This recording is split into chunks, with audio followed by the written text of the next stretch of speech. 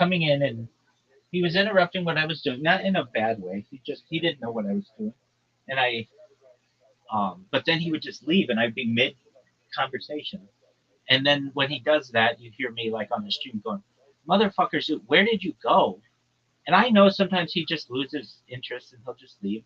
So then he kept coming back and leaving, not as much as he has in the past sometimes, but anyway, he came back and I was just like, Zoo, I know you're in here and I know you want to talk and I know you want to ask me questions and that's fine, but you should understand that I'm in the middle of a I'm in the middle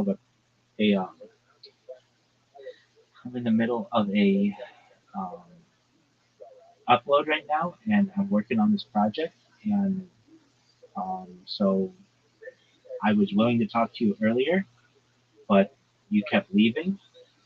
So now I'm just going to focus on this. And then he stayed in here and he just was watching me just do this upload on Instagram. But it was like, oh, okay, Zoot.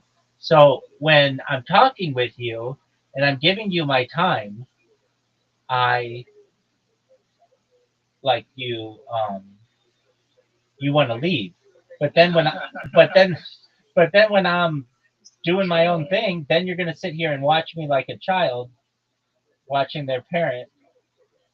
Like, okay, I mean, I see how it is. That's cool. Um, and do I like Zoot? Yeah, if I do, I like Zoot a lot. If it sometimes reflects like does Zoot get on my nerves? Yeah, but I don't know how he wouldn't get on anybody's nerves.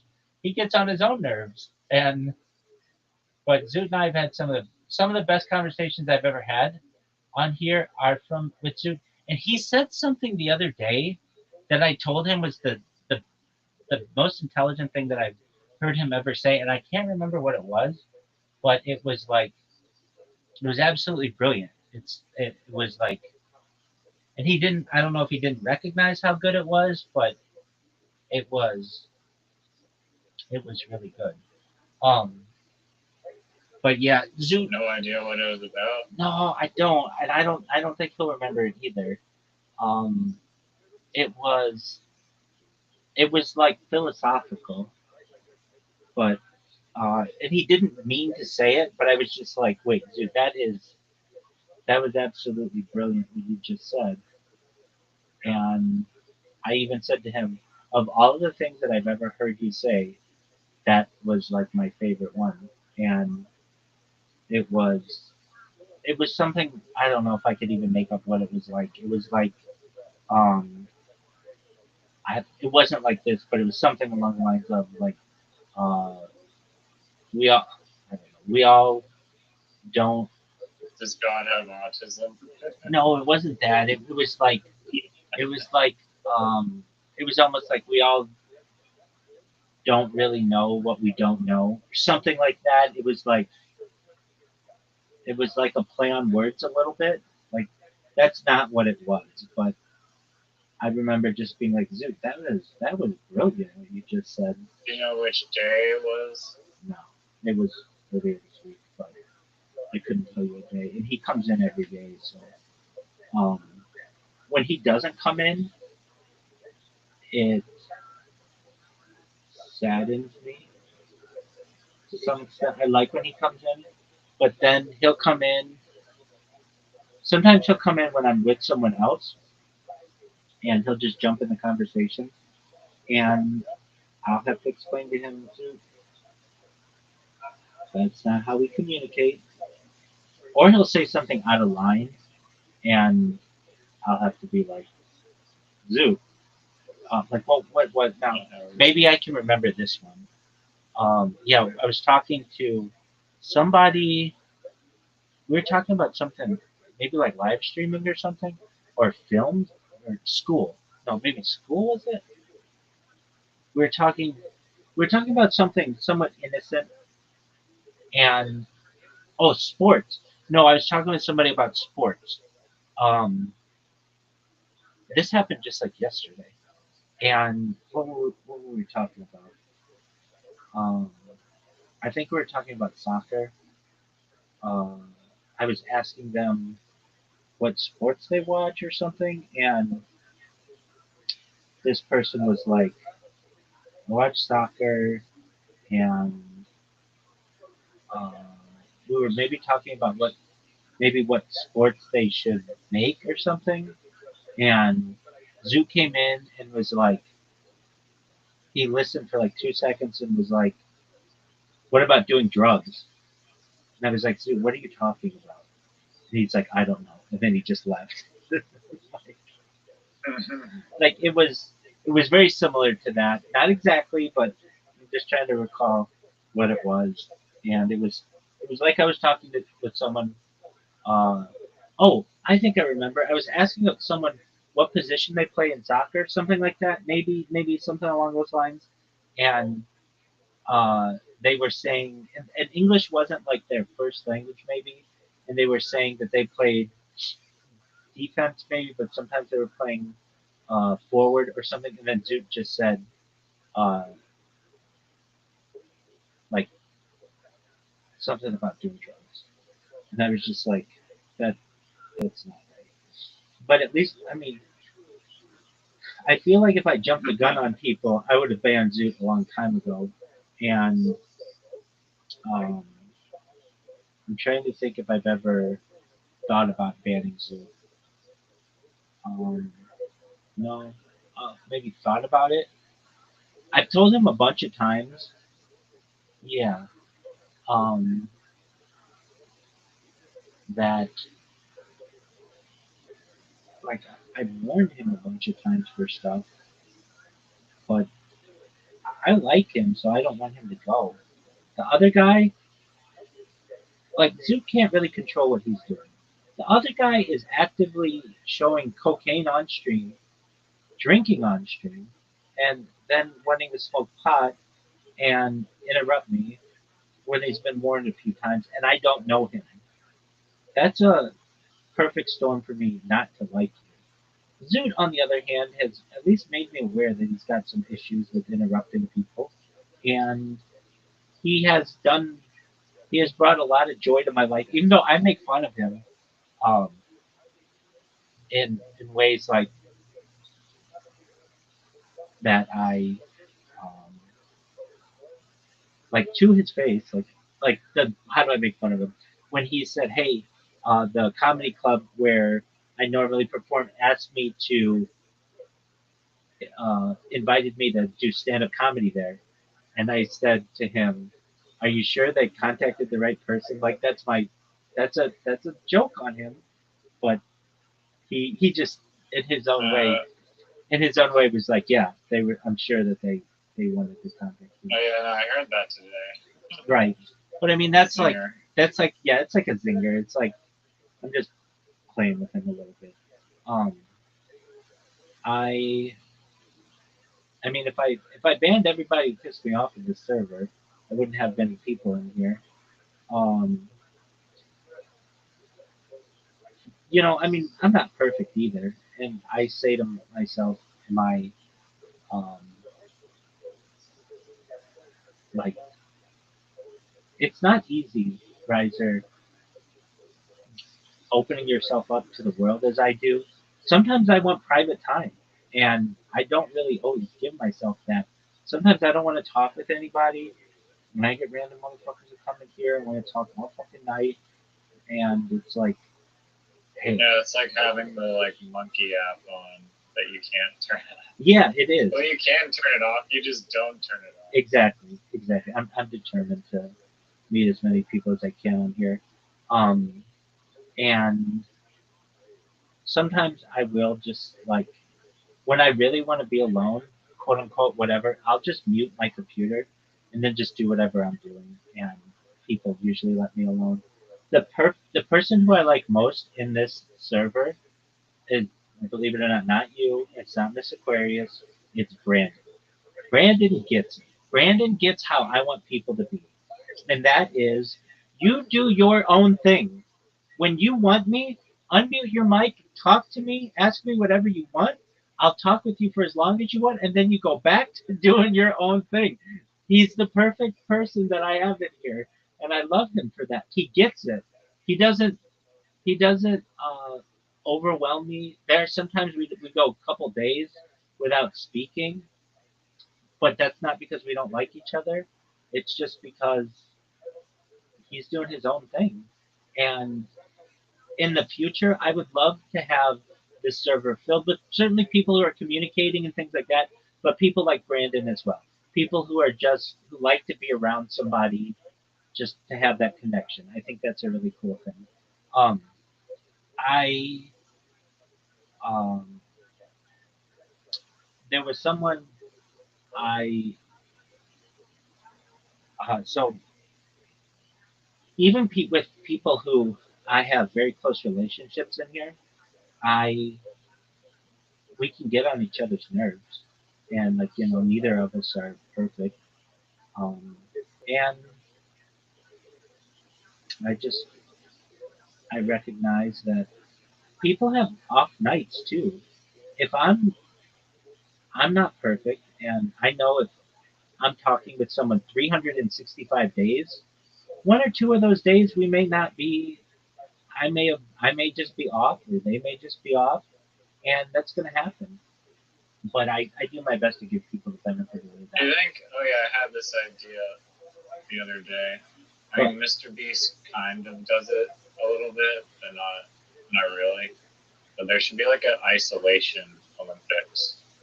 But I guess the problem with that is that it might possibly just never end, and it'll just be like, I don't know, people that just have mastered like the monk modes that have just gone totally monk, don't need any external stimuli. But I read about I a would like to see the isolation Olympics. I read about a guy.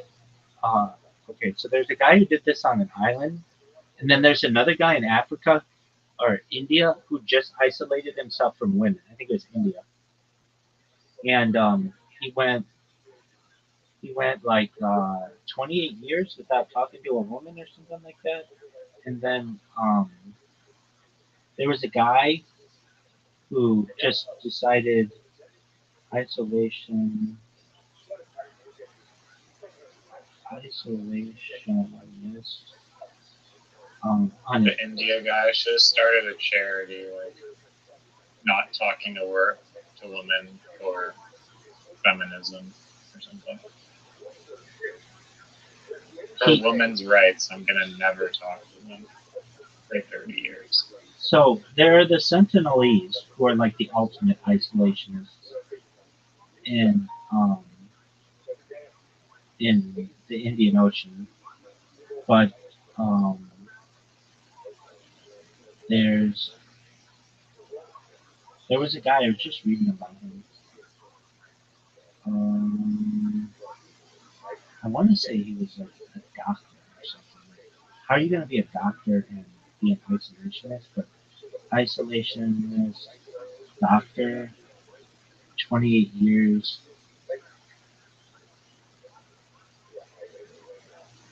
28 years later, no, that's different. Doctor. Oh, no, wait, I got it right. Dr. Ian Kelson, portrayed as Ralph Fiennes in the 2025 film 28 Years Later, is a former general practitioner who survived in isolation on the mainland of Great Britain for 20. No, that's a movie. Hold on.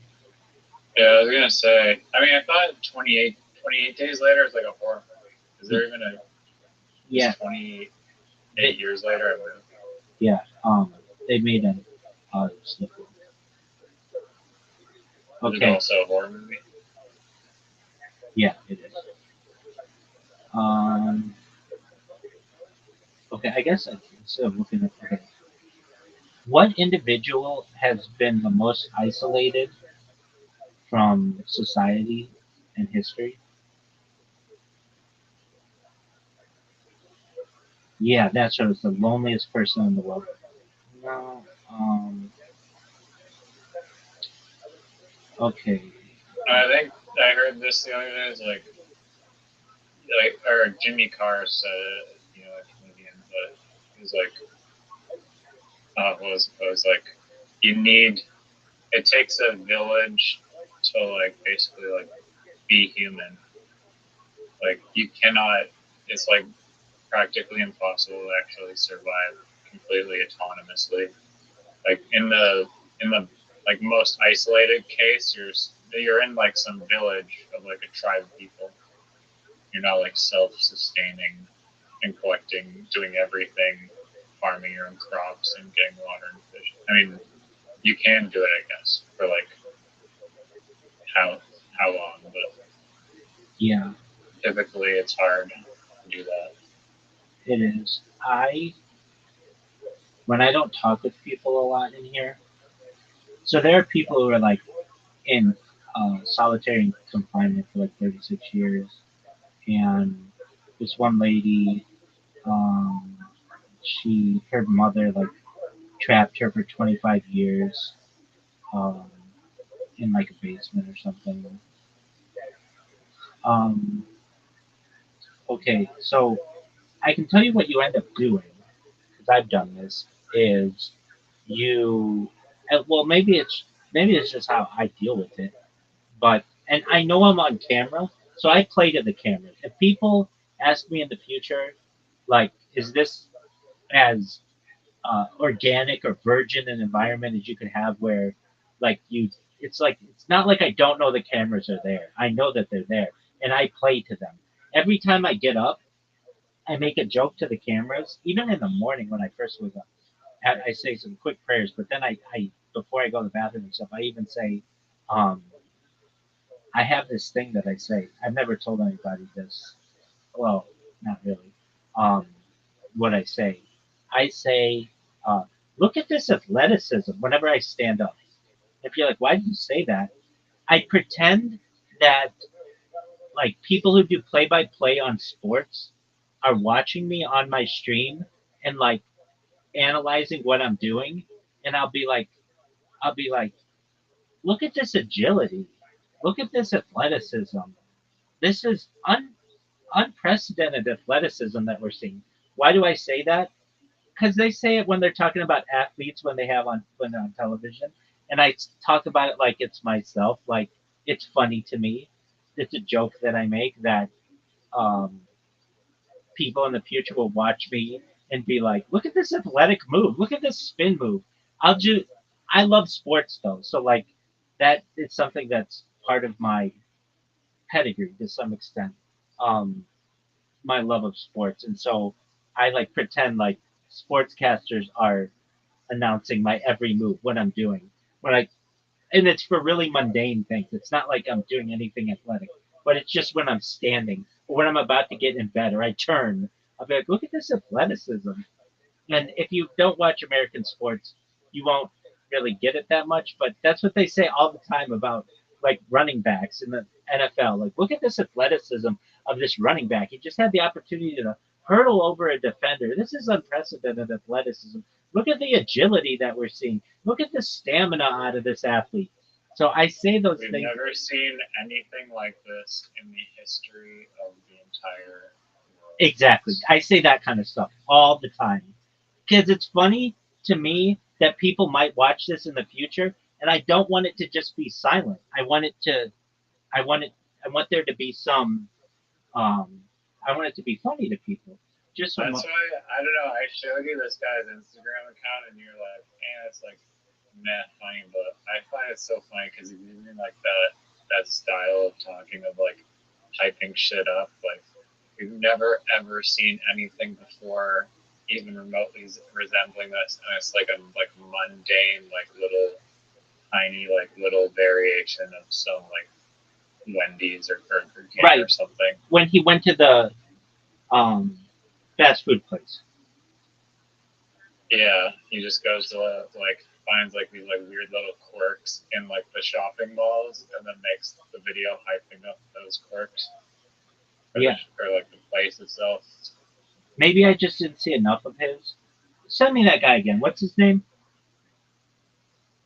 It's like like Ben, and then there's a few S's. Ben. Oh, it's Ben with four N's and then ST. Ben Stager. Yeah.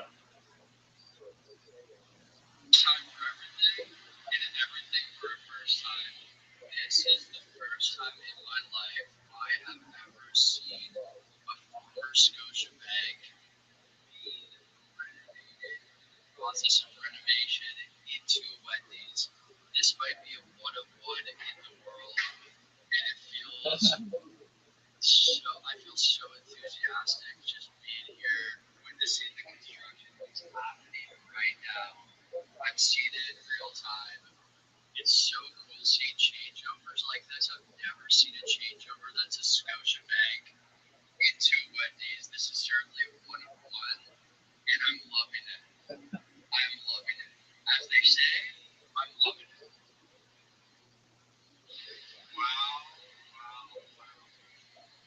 I love that guy. He has a podcast too.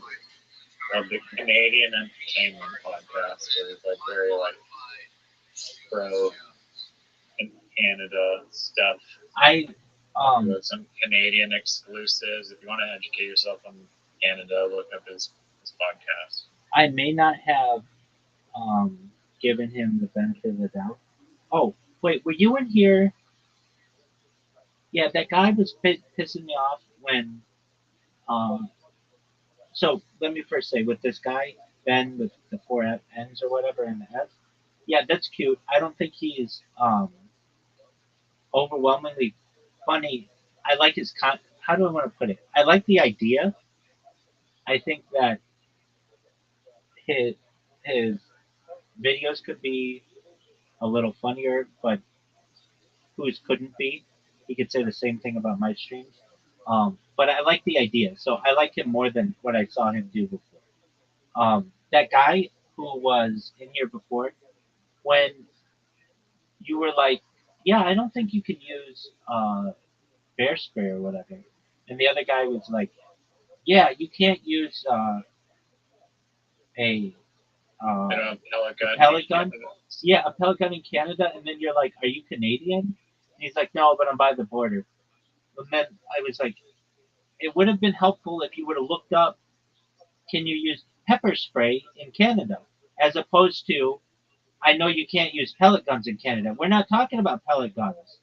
We're talking about pepper spray. And he's like, well, you just looked it up. And it's like, yeah, but you've got to understand that, like, you're just interjecting yourself in this conversation that was a serious conversation of a friend that we had that I was trying to tell you about, that, he had been attacked, and this guy's talking about pellet guns, and it's just... Well, in his defense, I think there's like a maybe. I mean, I don't think his point was this. I don't know, but he's saying that like whatever pellet guns are illegal, or just kind of was to illustrate the point of how restricted weapons are in Canada overall, perhaps. I think that's what it's like. I think that's what he was saying. But what would have been beneficial is just to look up the law instead of saying, "Yeah, I don't think you can use anything there. You can't use a pellet gun," without looking it up. That's just an assumption. Give me some facts, or like look it up if you're gonna make that comment. And then he said something like, it could have been. I think pepper spray intended for use on people is legal in Canada. That's crazy. It is crazy. I was reading a little bit more on that law though. So they say there's like a loophole that it said under. Let's see here. When can you use pepper criminal spray record because you're trying to protect yourself in Canada against a person? Yeah, against the assailant. Yeah. Sorry, what were you saying? No, you're good. Hold on. It was called opportune. There was something in the law called using bear spray on a person, even in a self-defense situation, is illegal and could result in criminal charges. That's ridiculous to me. Like, that's one reason I would never want to live in Canada. Is that's like an absolute ass backwards law. What if you think that the person is a bear? They looked like a bear, and you got confused, and you thought you were being attacked by a bear, and you couldn't see because it was dark. Even though bears are hibernating in the winter. I mean, what is the phrase? opportune needs or opportune times. It literally says on Google, safety whistles Yeah. are legal and effective for signaling criminals.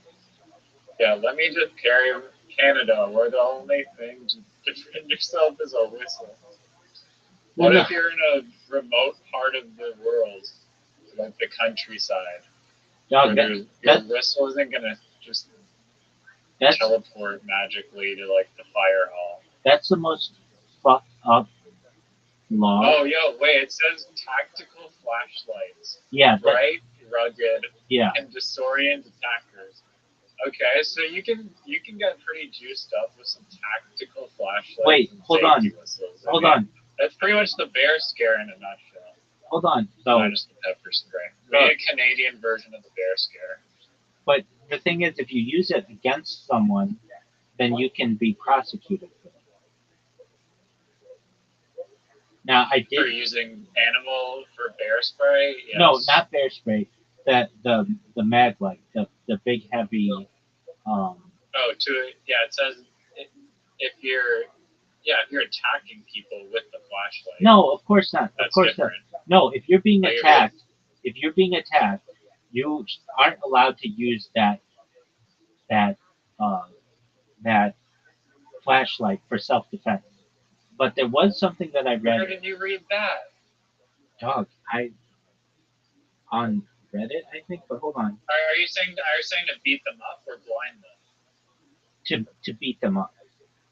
Oh, well, I'm talking about you can use it to blind them, though. That's what it's saying. Yeah, but that's not going to do anything. Unless you hit them right in the eyes, it's still not going to do that much to them. What I'm saying is, I think it depends, because if you're intruding into someone's home and it's pitch black, if like, someone if you have a comes bright ass flashlight into my house in definitely Canada, you can't shoot can them I with a use gun, a because mag light you're- flashlight to beat them in self-defense?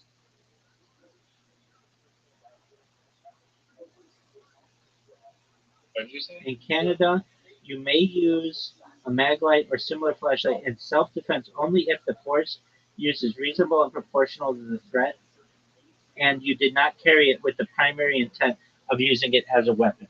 So that's the loophole: is you carry one of these flashlights with you, and then you say, "I use it because I was afraid of the dark, and then it just happened to be there, and I beat this motherfucker up when he attacked me." I was afraid of the dark. No, No, it's legal to carry. That's the key distinction. Even if someone is entering your home, you can be charged with like if they go and rule that the harm you inflicted is over the like unnecessary or like the necessary amount, which is vague. It's like vaguely defined because like what is the necessary amount, but I think usually the courts side with the victim on those cases. I mean, unless you're like literally like kill the guy, probably, then you might be in trouble. But there's gonna be probably some leeway if someone's breaking into your home and you use a crowbar to smash their head in. they've To some extent.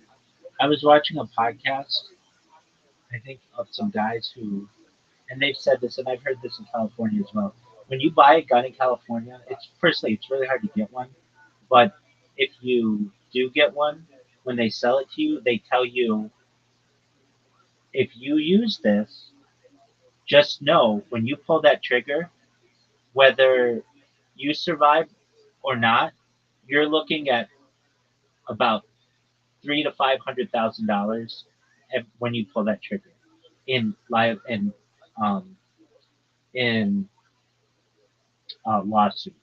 So what does it mean? It means like even if somebody's like breaking into your house, like you can use a gun against them, at least in the United States, to defend yourself and your property, but they're gonna sue you, and you're gonna have to lawyer up to defend yourself. So like even though like basically you can use this, but every time you pull that trigger, it's gonna be like for $500,000, because if you kill the guy, his family's gonna sue you, saying that it was excessive, and if he survives, you're gonna have to pay for his medical bills and such. So just I mean, wouldn't that require them to also have money to sue you in the first place? Well, there are a lot Or of their lawyer to sue? yeah. So there's what's known as a contingency fee.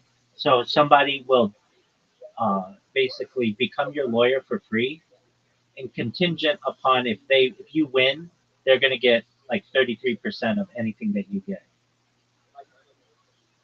And that only applies to the people suing, not the ones being sued. Because if you're getting sued, can you sue the person that's suing you for the money that they're suing you for? It depends on the Plus state. emotional toll. It depends on the state. And usually, if you're suing someone who's breaking into your house, they have no money, so you're not going to get anything anyway. Like they were already desperate enough to break into your house, so they have nothing to get. Okay. Yeah. I mean, you could self-represent and then just show the judge or like the jury or like home security cameras of the guy literally breaking into your front door. It's not that easy to self-represent in the United States.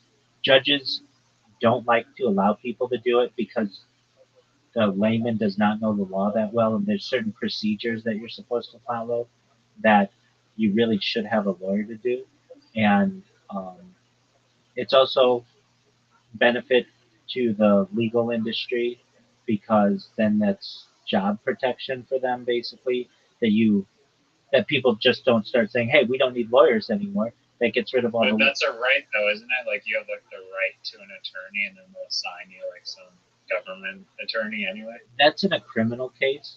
So what we're talking about would be a civil case. You don't have a right. Right. You don't have a right to an attorney in a civil case. So I feel like you should.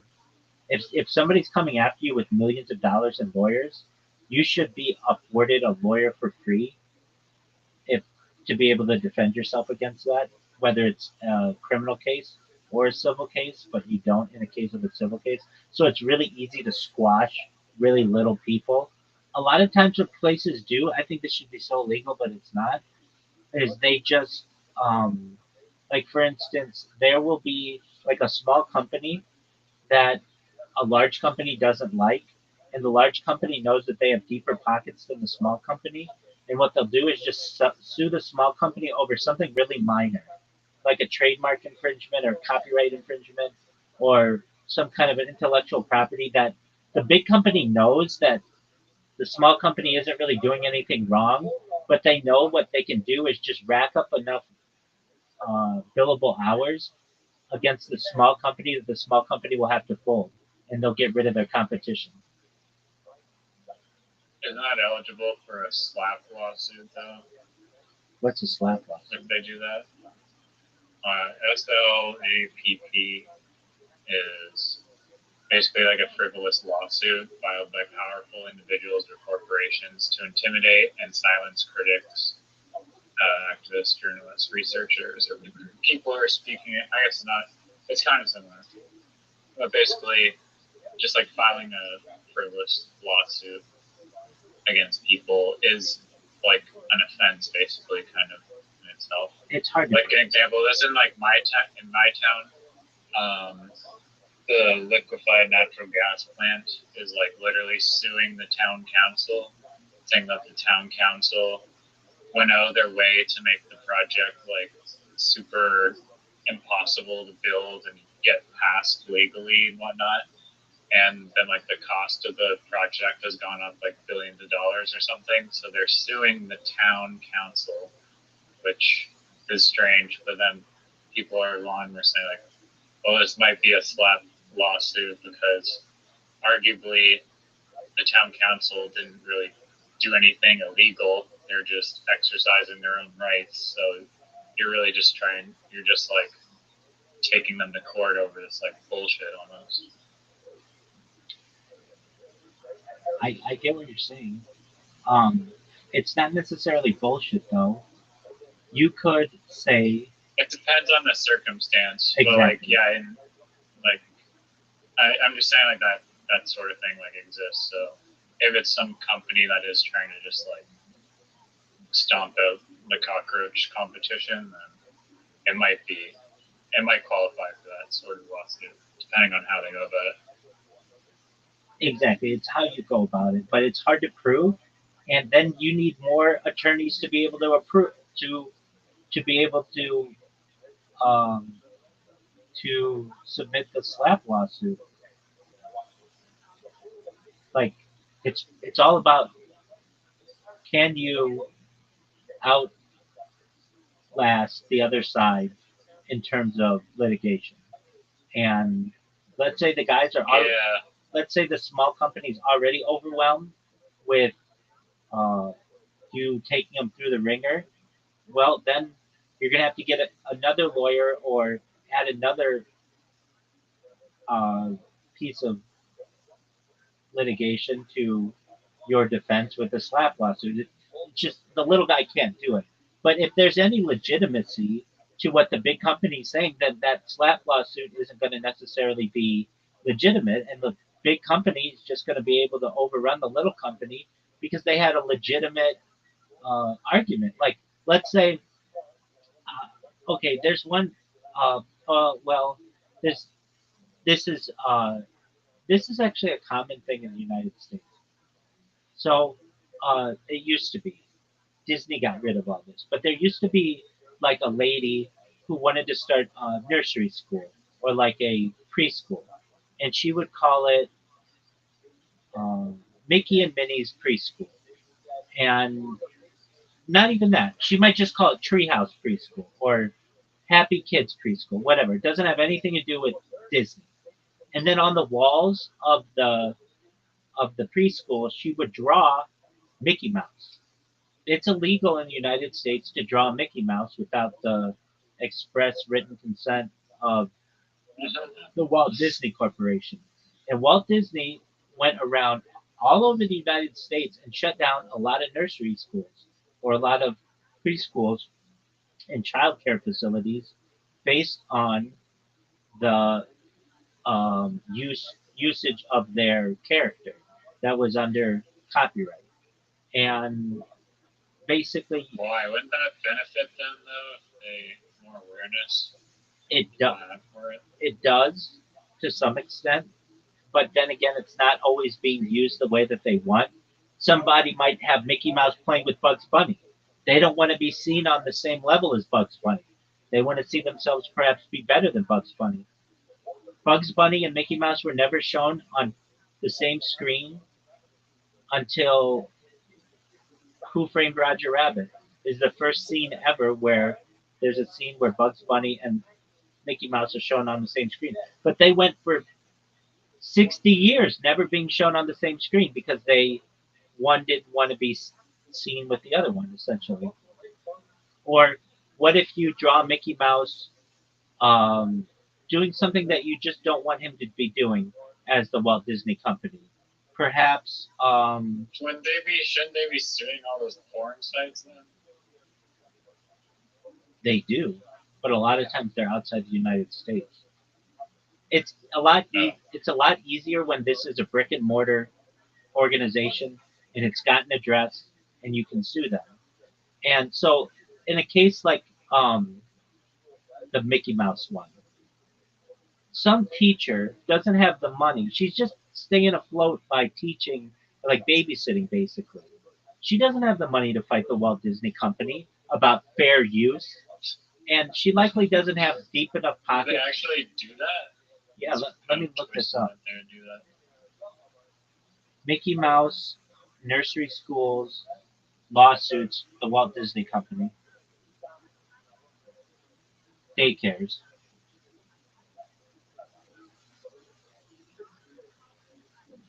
Damn.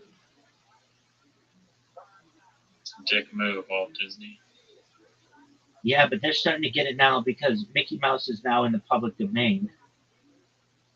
Okay, in 1989, the Walt Disney Company threatened legal action against three Florida daycare centers: Very Important Babies Daycare, Good Godmother Daycare, and Temple Messianic, for painting life-size murals of Mickey Mouse, Minnie Mouse, Donald Duck, and Goofy on their exterior walls without authorization. That's another thing. If it's on the the exterior wall versus the interior wall, that would, one's like publicized. Oh. Disney argued that these Unauthorized commercial uses of the trademark characters constituted infringement, and that failing to enforce its rights could jeopardize its trademark protection, which is another thing.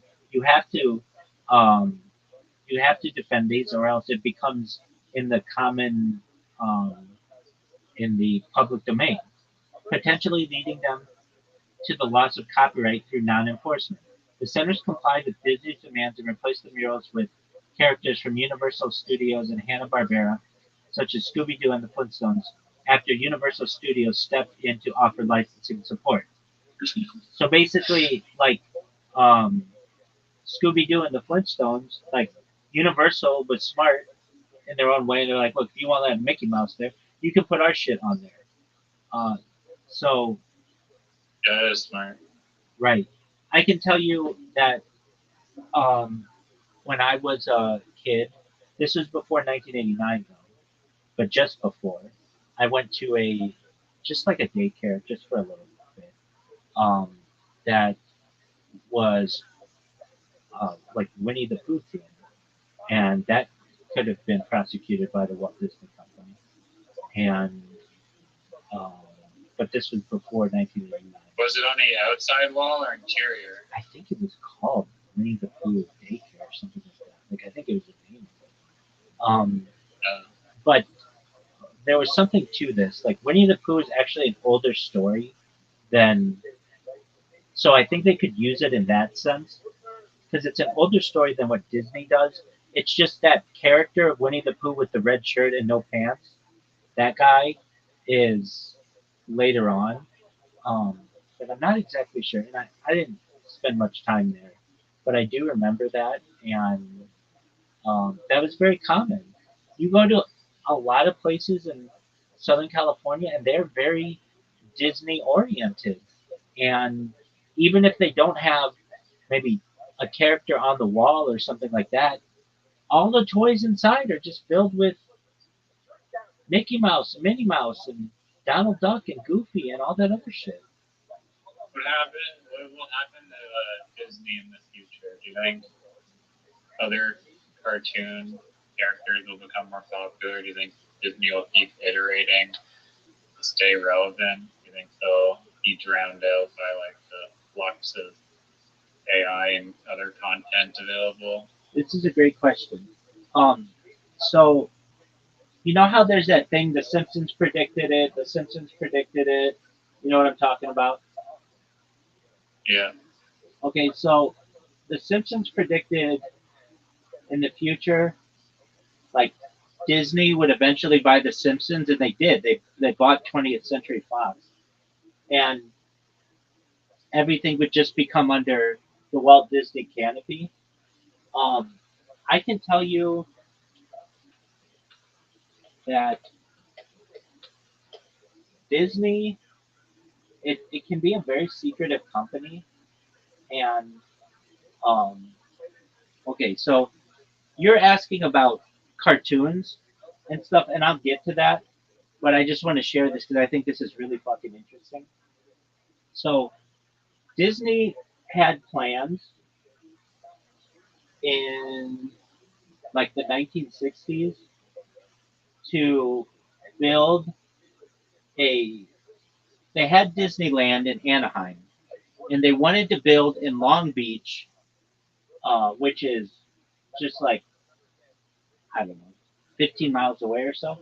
They wanted to build on the ocean a water theme park and call it like uh, Disney Sea, something like that. So they ended up building that or a version of it in um, Tokyo or in Japan and licensing it to them. But hold on, let me look this up. Disney Long Beach plans. So, oh, it's called Port Disney. So it was a canceled property development um, with, and it was okay. So it was going to be called Disney Sea. It was going to include themed areas such as Heroes Harbor, Mysterious Island, Venture Reefs. All right. So it was going to be this $2 billion project in 1990. But I think they had plans to do this earlier than that too. Anyway, it's going to be a really big deal. And do you know what the um, Queen Mary is? It's in The Long Beach. ferry. It's not a ferry. There's a ship. It's like the Titanic, but just bigger. Okay. So Yeah, I basically, knew it was a vessel. yeah. So basically, like there was like the Titanic and um the Olympia. Uh, uh, yeah, there were like these big ships that like really rich people would use from like the beginning of the 1900s, and then there was the Queen Mary, which was like a version of this for like the 1930s, and then there was what's called the Queen Elizabeth the second QE2, which was big in like the 1960s and 1980s or something like that. Um, but they were just these giant ocean liners. So anyway, the Queen Mary, when it was done, they didn't know what to do with it, and they put it in Long Beach Harbor, and it's a tourist attraction, and it's supposedly haunted. And I mean, like I've been there with my family, and it's like uh, it's it's cool. It's like a really big ship. Anyway, when they put that thing in the port, Disney was gonna maybe take it over. Well, they didn't. Well, this Disney idea of taking over Long Beach Harbor has been a discussion again, and I think personally Disney is going to eventually take over that port in their own way and um, make like a sea Disney, like they had plans to do in 1990. Whether it happens or not, I mean, it could happen within the next 100 years or so. But I just have a feeling that Disney doesn't give up on stuff. Like generally, they'll try it. If it works, great. They'll be successful with it. And as you know, they'll be better at it than just about any company in the world because of marketing. But if it doesn't work, that doesn't mean they're going to give up on it forever. It's just they may hold off on it for a good amount of time. All right, so it'd be easier if I could show you a map, but basically where Disneyland is, there's like basically one street that you can take all the way from Anaheim to Long Beach. And Disney, I've heard, this is only rumors because I've known people that work for Disney, but they're a very secretive company. And it's not like when they hire you, they tell you all their secrets, but they have bought a lot of the property secretly on this one street from like Anaheim to Long Beach. And what does that mean? There's the argument that's been made that they are one day going to connect all of these properties together with like one long street, and it would connect Disneyland to Sea Disney, basically on the ocean. Whether this happens or not, I'm not sure. But I've heard they've secretly been doing this. Another thing I've heard they've secretly done, whether it's true or not, I'm not sure. There's the oldest theme park in the United States. It's called Knott's Berry Farm, and it's located in Buena Park, California, which is in between where Disneyland is and where Long Beach is. It's like right in the middle of where this really long street would be. And I've heard the argument that Disney props up that theme park so that it does not close, so that it has some competition. Basically, Disney does not want this one theme park to close because then they'd be the only game in town. They want it to be like it does, so that they don't look like a monopoly. That they do have some competition there. Whether that's true or not, I'm not sure. What I am trying to say is that Disney does a lot of things uh, covertly. If they have monopoly, would they be like regulated or something? They could be. They very much well could be. But then additionally, they could run into some issues as well about ownership of that whole stretch of land. Like, hey, that you have no competition here. and you're buying. Isn't there like a gray area, or do you think that there's any areas that should be excluded from monopoly laws? Because couldn't like the government be sued for being a monopoly? Yeah, I mean, exactly. That's a great point. When when Disney bought Walt Disney World, they didn't want to buy it all in one go. They had to do it covertly in the 1960s. Um, so what they did, Walt Disney set up all these shell companies, and they were literally called like the names of the companies were like literally like shell companies. Um, Walt Disney Shell Companies, Walt Disney World names. So they bought code name. They used code names like Project Winter, Project Future. Okay, here's what it would be like MT Lot Co. MT, like the letter M, the letter T, Lot Co. AO4 Corporation, Bay Lake Properties, Reedy Creek Ranch Lands, Compass East Corporation, Latin American Development and Management Co. Tomahawk Properties. Um, they just use all these fake companies to buy up land very discreetly, and then this made it so that they could buy this land at a really cheap rate. See, if Disney would have come in and said, "Hey, we're going to build the biggest uh, theme park in the world in Florida," property values would have skyrocketed. So they didn't want that to happen. So they bought it through all these little companies, these like shell corporations, so that nobody panicked. And then all of a sudden they made an announcement, "Hey, we're going to start this theme park," and all these people who sold their land for really cheaply were pissed off because they could have sold it for a lot more if they knew that was going to be the biggest theme park in the world. Basically, Disney has already done these kinds of real estate deals very discreetly and covertly, so I could see them doing them even more in Southern California again. I mean, when So it's not necessarily like a horrible thing. That's just more like smart business practice. well, at a certain point, isn't all smart business a horrible thing against somebody?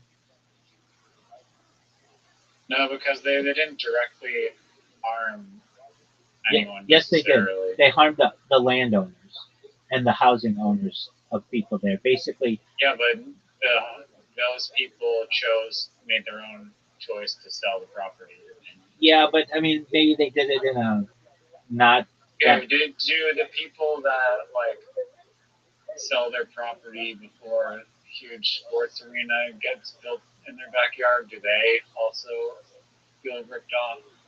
Yeah, they a lot of times do because that's done a lot of times through eminent domain. Basically, the government saying that we're gonna, because of tax reasons or whatever, we're gonna steal this property and give you the bare minimum, like it's called, like the estimated the like the lowest estimate available or something on what it is worth. So a lot of times those people get screwed. If it's going to be a sports stadium, the lowest possible Zillow estimate. it's something like that. Yeah, I mean that's not it exactly, but or if it's going to be an airport or a seaport or something, yeah, people get screwed out of that stuff all the time. Um, but I mean, you're is it raises a good question. Are all prudent business decisions in one way or another damaging to someone else? I don't know if they all are, but the far majority probably are in one way or another. Um, anyway, so Disney does this covertly with stuff with real estate. Oh, and I've also heard Disney's going to build a theme park in like North Carolina. They've already started to do that, and they've also started. I mean, they've done this. This is like 30 years old. They have Celebration, Florida, which is a city that's maintained by the Walt Disney Corporation.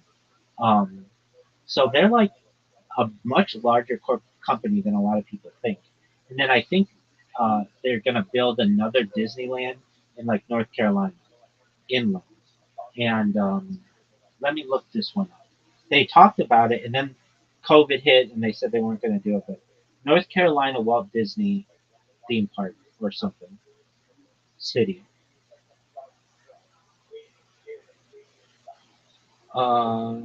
Okay, Walt Disney is not building a theme park in North Carolina. Instead, it's developing a residential community near Asteria in Chatham County, near Pittsboro, which will be part of the larger Chatham project, a master plan development. The project, known as Story Living Disney, so that's what it is. Story Living Disney will feature approximately 4,000 homes across 1,500. So, like, Disney's starting to get like into building of like cities, and they've done it before. Um, so when that starts to happen, it's like, well, then will they start to run governments? Like they're already starting municipal governments. Anyway, so you had originally asked, well, what about cartoons? Well, if you have to think like Disney has this their clause in everything, not just real estate, but they have it in any kind of um, any kind of intellectual property as well. Okay, so your question was, all right, do you think Disney will in the future be able to um, control that, or do you think it'll be like open source or small illustrators? I think that Disney will just become more and more powerful. So what will happen? Let's say you get a really good, I don't know, storybook, whatever together. Eventually someone from the Walt Disney Corporation is going to come to you and say, all right, what's your price? We want your characters. We want all of your intellectual property for this. We want any future ideas that you may have for this character. And if you say I won't sell, they'll say that's fine. We will perhaps create a character that's very similar to yours. They won't tell you this directly, but we're going to use all of your ideas for this. So it's in your best interest to just sell right now. Your person is called Sarah. Our person is going to be called Rachel. And your person's going to have brown hair. Our person's going to have blonde hair. Your person's going to have green eyes. Our person's going to have blue eyes. Your person's going to wear a pink dress. Our person's going to wear a red dress. It's going to be very similar. We know the law. We know that we're going to be able to get away with this. So unless you want to basically be squashed by our litigation and our legal teams and drown in litigation. It's just in your best interest. What's your price? And you'll be like, okay, I don't know, $10 million. Fine. They write the check and they'll buy anything that you've got.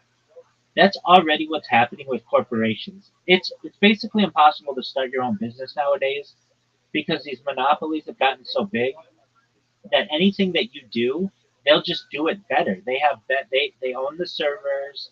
They don't have to pay for the overhead. They can already market it. They have distribution pipelines. 100%. What you're exactly right. So that's really what we're getting to. Anybody who comes up with any kind of good idea nowadays just usually gets it bought eventually. And it's not like they're not making out well, but Disney doesn't want competition. So you've got like this new deal. I'm sure you've heard of it.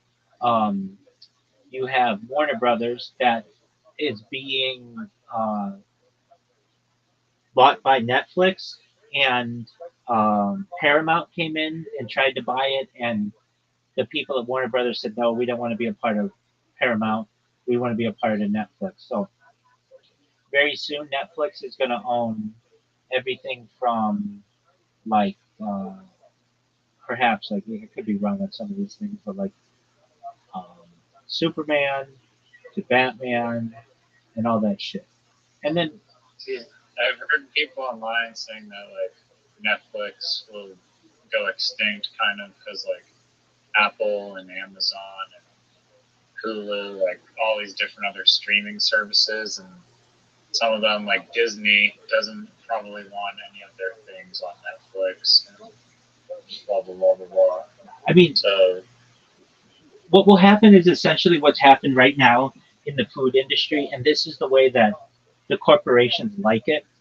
Um, all right, so all of the food in the United States, well, I shouldn't say all of it, 90% of it is well, let me put it to you this way. It's like retail banking in the United States. There are four major retail banks in the United States, and that's it. There's Chase, J.P. Morgan. There's Chase. There's Wells Fargo. There's Bank of America, and there's Citibank. Aside from that, you get some smaller regional banks, but it's all controlled. And you can't sue any of these companies for being a monopoly because they say we've got competition. Chase says we have Wells Fargo and Bank of America and Citibank as our competition, so we're not a monopoly. Yet they squash everybody else. The same thing has happened in the food industry. There's like Coca-Cola Company for anything, any beverage. There's Coca-Cola Company, PepsiCo, Dr. Pepper Keurig, and um, and basically like that's it. There are a I few. mean, it seems like there are, at least on Shark Tank, some indie beverage producers, even though to actually get shelf space on like a Walmart thing would be like impossible. My But friend, in my other hand, pigeons that in try to in my fight. in my hand right here, I have a poppy. Poppy is a Shark Tank innovation. It originally was marketed as Mother's Drink on um, as Mother's Soda on Shark Tank, but a court said you couldn't use that name, so they had to change it to something. It's Poppy. Poppy is was eventually purchased by PepsiCo. This is the biggest drink that's been on Shark Tank. I have one in my hand right now, and it eventually was bought by PepsiCo. That's what happens. Any of these things get big, and the company says to the founder, how much is it going to take for you to give up your interest in this? And everybody's got a price. And so they said they named some giant number, $2 billion or whatever. And then the company says, okay, we're going to buy this for $2 billion. And then 5 years or 10 years down the line, that ends up being worth 10 billion, and the people end up kicking themselves. But nevertheless, they're billionaires. So who gives who cares? And then the thing is, these companies like PepsiCo and Coca-Cola Company and Dr. Pepper Schweppes aren't owned by individual investors. They're owned by hedge funds, and the hedge funds each take a certain percentage. So like Millennium Capital and BlackRock and Blackstreet and State Street and uh, Berkshire Hathaway and these other companies end up just owning these different um, companies in percentages. They'll own 15% of Coca-Cola, and then they can say, "Hey, we own 15% of Coca-Cola. We want you to have more people who wear the color red on your commercials, or we want more people who have um, blue hair in your advertisements, or we want more whatever." They're able to say whatever they want because, yeah, 15% isn't a majority, but it's a lot. If you own 15% of Coca-Cola, you have a big sway with their board. And then what ends up happening is major trusts and endowments own the stocks of the the um, the hedge funds and the venture capital organizations. And so it's just another way to be able to hide funds. Basically, the extremely wealthy people have trusts that invest in uh, venture capital and hedge funds. Those venture capital and hedge funds buy these giant monopolies, and then the giant monopolies eventually go and buy up the mom and pop businesses. That's how it works. And eventually there will be another layer of protection in there where the cryptocurrency will be used to buy the venture capital and the hedge funds, and then that cryptocurrency will be purchased by the trusts and the endowments to further muddy the waters on who owns what. But in the end, it's all basically owned by the same people.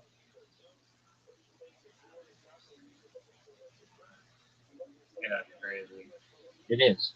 Okay, so to your question about cartoon characters, though, that's just the idea of a startup. What happens with like cartoon characters that already exist? Zoot and I were looking at this the other day.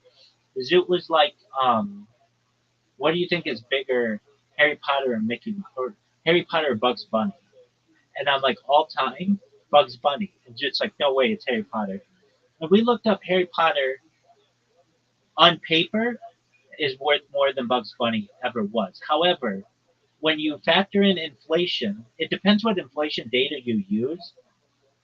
If you use the current inflation data that like they'll say,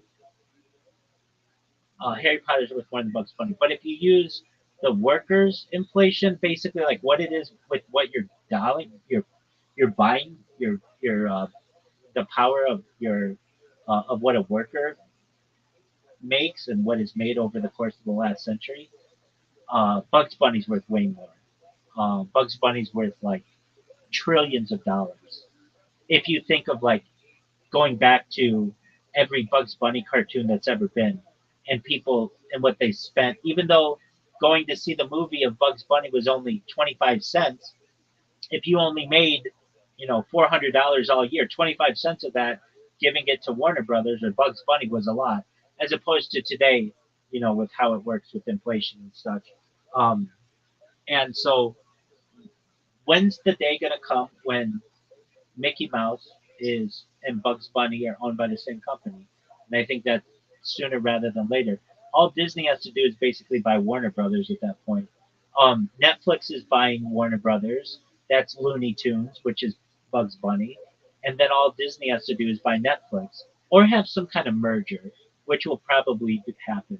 If I mean, I know people who work at Netflix and people in the entertainment industry, they don't like Netflix. Netflix is not seen as a positive aspect of Hollywood, and it in its own way took advantage of a lot of people when streaming first started. Basically, they took care. Like the reason why Netflix became really popular is because the contracts that were written in like the 1950s, 1960s, 1970s, 1980s, 1990s when streaming wasn't a thing. So Netflix didn't have to pay for welcome. What up, PNG? So Netflix didn't have to pay for um, the same licensing that say Warner Brothers would have to, or a brick and mortar organization because it was a digital entity essentially. Does that make sense, Riser? Yeah. So that was the loophole that allowed Netflix to really expand. The loophole that allowed Amazon to take over was the fact that when it first started, it was not charging people sales tax.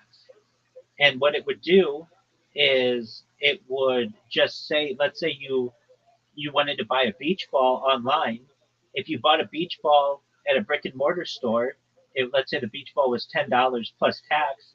If you bought it um, online, on Amazon.com, it was just $10 flat. They weren't charging sales tax. And then eventually, state by state, they had to enact legislation. But that took a little bit of time, and that gave Amazon a huge foothold in given markets where they could essentially overtake any kind of competition. Another thing that Amazon does and did to be able to ensure a monopoly on online sales is what they do when you sign up. Let's say you want to sell beach balls. Amazon says, "Great. What's the cheapest you sell beach for? What's the cheapest price you sell beach balls for?" And you say $10, and they say, "Okay, that's great. You're going to sell them on Amazon for $10. You cannot sell them anywhere else on the internet for less than $10. If you do, you have to tell us what that price is, and you have to sell it on Amazon for that price." Basically, when people go to Amazon, they know that they're going to get the absolute cheapest price, which gives Amazon a major strategic advantage on any of their competition. Now, there's a word for that, or like a phrase for that. It's like the strongest nation agreement or something. Right. Favored nation. Favorite nation or strongest? We'll look at that. What is the business strategy? Most favored nation, Yeah. Is a core concept in trade and contracts where a country agrees that but equally the best terms offered to any other partner. So Steam does that with video games as well. They say if you want to sell it on our platform, you can sell it on our platform, but anywhere on the internet, that video game has to be the same price. There you go. And Steam is also taking a 30% cut versus other distribution places like 15% cut. There you go. We have a friend here at PNG. Can you hear me? Was it Pog? Oh yeah, it's Pog. Oh, apologies. Okay. Well, that's cool, Pog. Awesome. Apologies that I was calling you PNG. Yeah, Pog. So how'd you find out about me, my friend?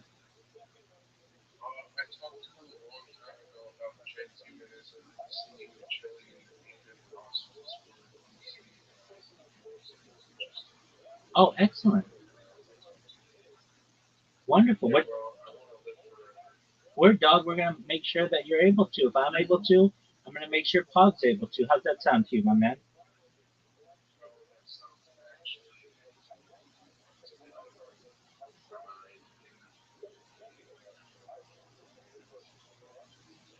Absolutely. Mind uploading technology, where you can become a cyborg, a cybernetic being, an android, an avatar, a clone of yourself, a robot, an ethereal being, whatever you want to be, right?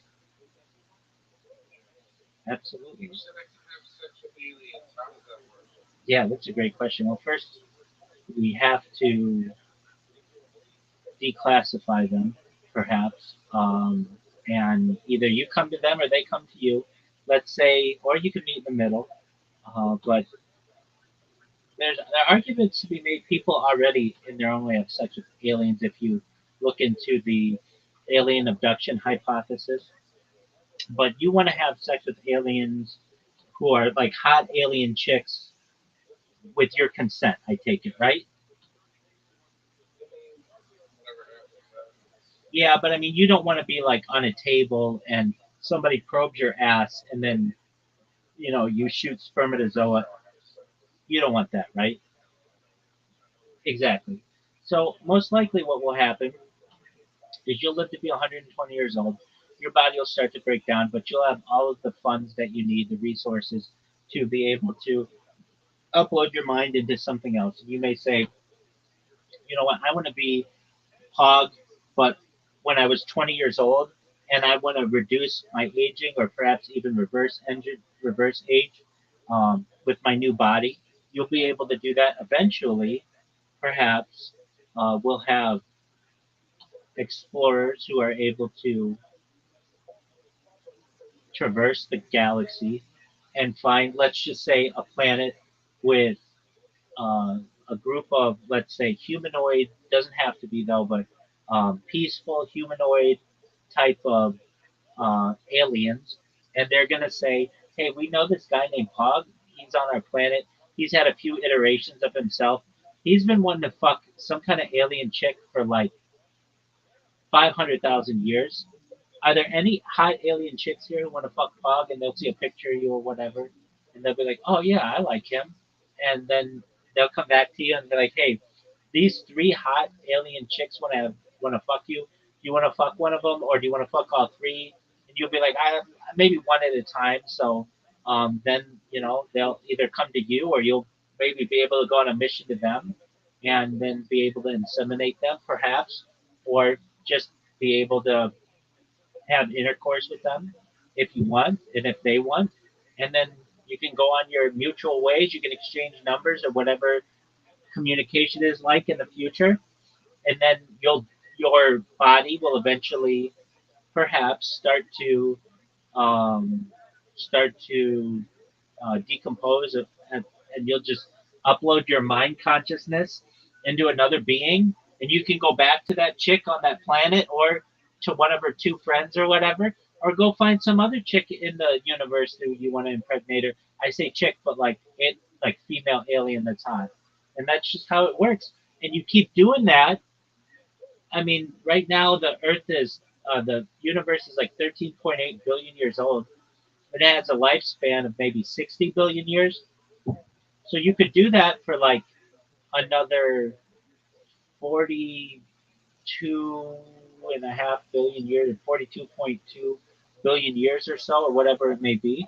And then eventually, um, or pardon me, 47.2 billion years. And then eventually, you're going to get sick of it. And you're going to say, you know what? I've been a male pug for 10 billion years. I want to see what it's like to be a female pug. And you'll change yourself into a female. After 10 billion years, you're going to be sick of being a dude. And then you'll be a girl. And then you'll go find some dude who is an alien if you want, maybe. And then after 10 billion years of that, you'll say, you know what? I'm bored of this. I would just like to go away and die and be perhaps reincarnated or just start anew and with no memory of what I currently do. That could absolutely happen. Or you just die and then, from dust you are, dust you will return. Whatever you want, Pog, but I want to make that happen for you if you want. Is that what you want?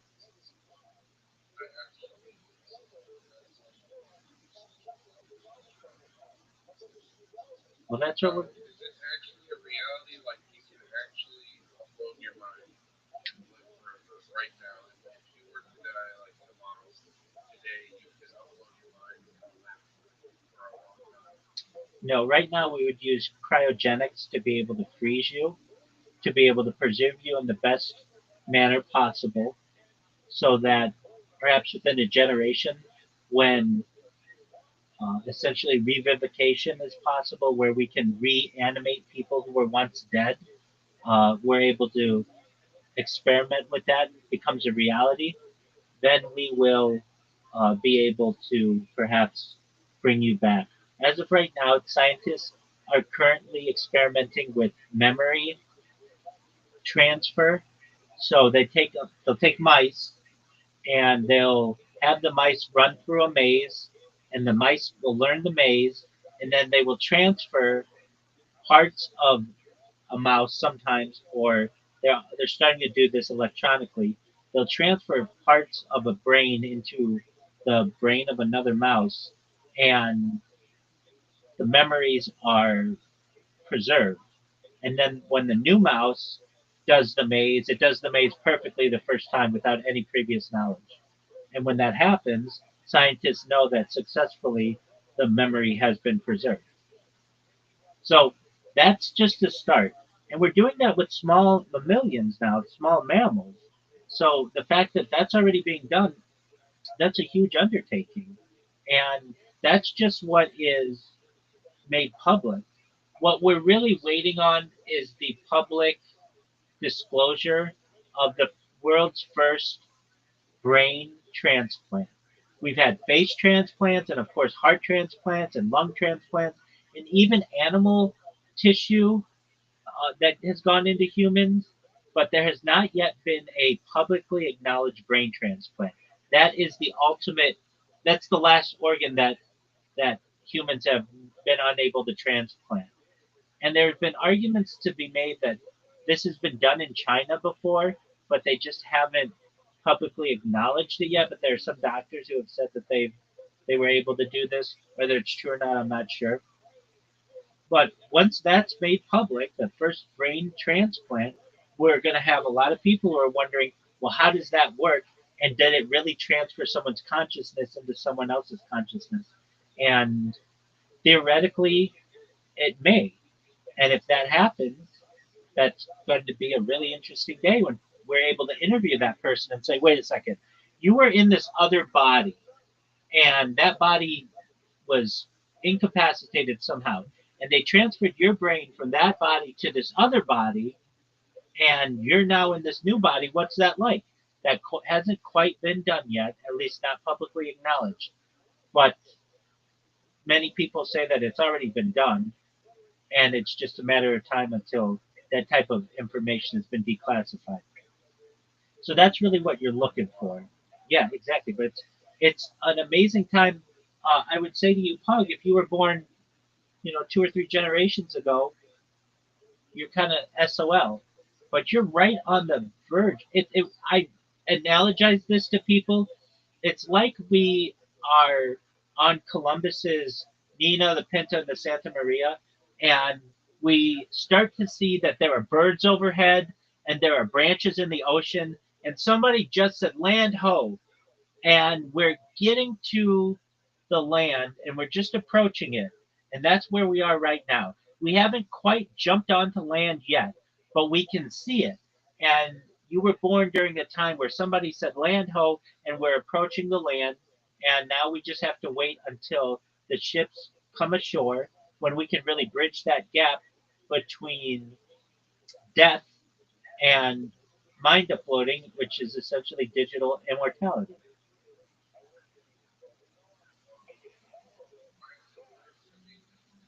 Yeah, that's that would be really nice. Greatest question like floating digital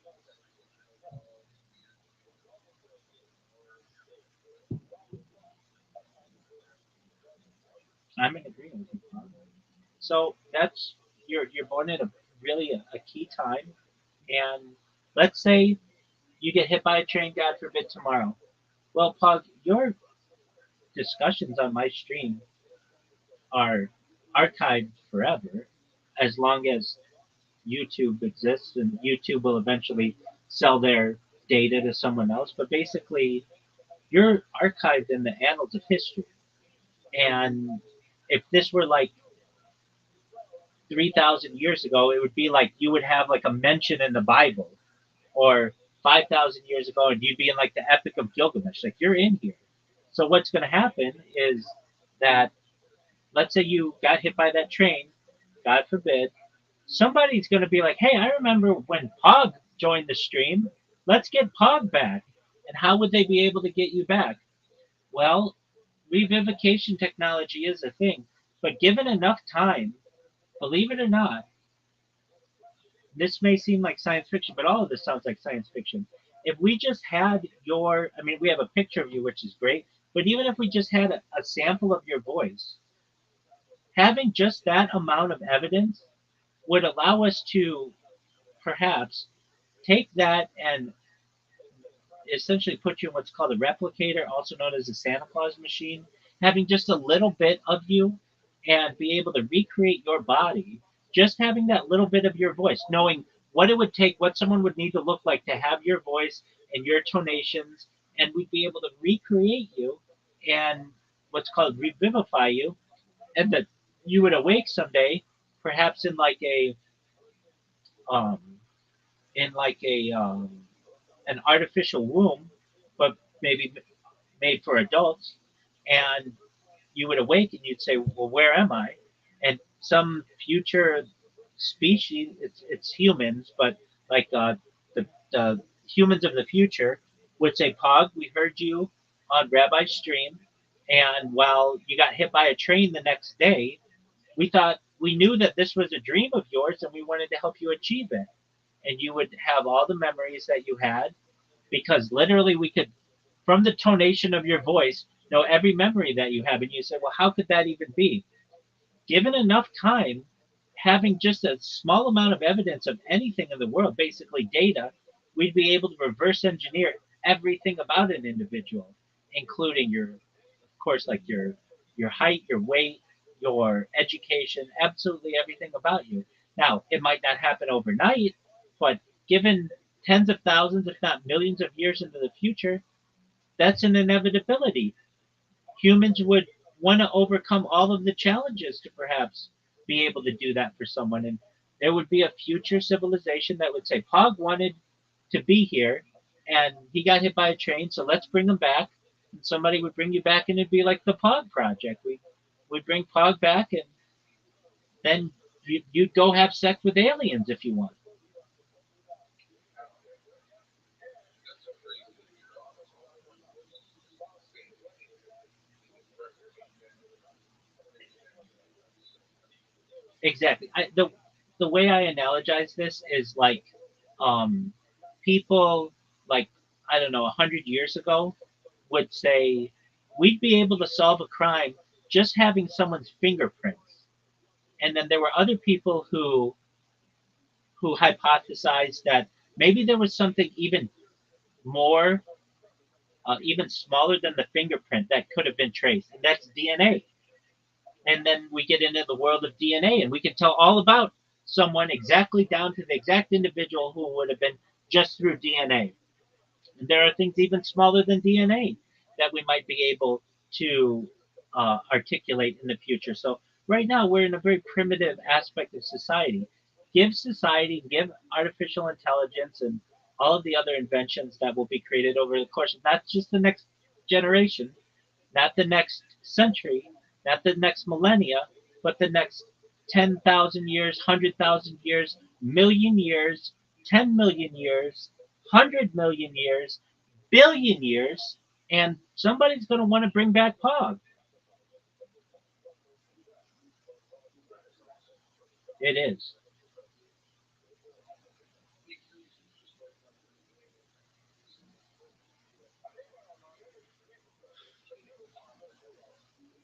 It is wild. Well, Can I, by the time I die, say something? Do you think I'll be able to upload my mind?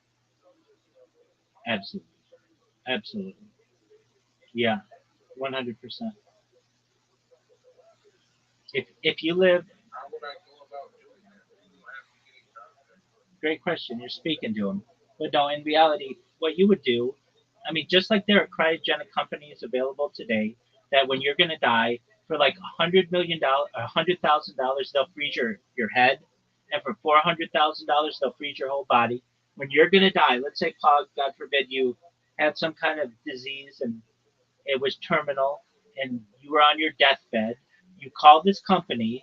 What they do is they come, and right when you die, right when your cardiac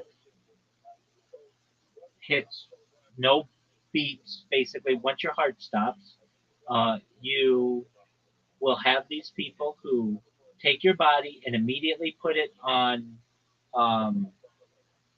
on what is it? Is it? It's not nitrous oxide, but it's uh,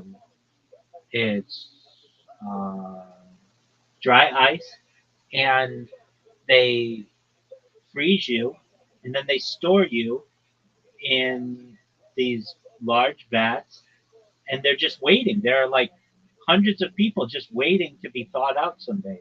So that's how that works. That's not what you would have. What you would have in the future is essentially you would pay whatever it's going to be, and then what they would do, just like a CAT scan or an MRI, you would just sit in a tube, and it would scan your whole brain, and scan your central nervous system and your peripheral nervous system, and you could see like a map of yourself, and it would be like, okay, these are all your nerves, and these are all your memories, and we're going to upload them into a new version of you.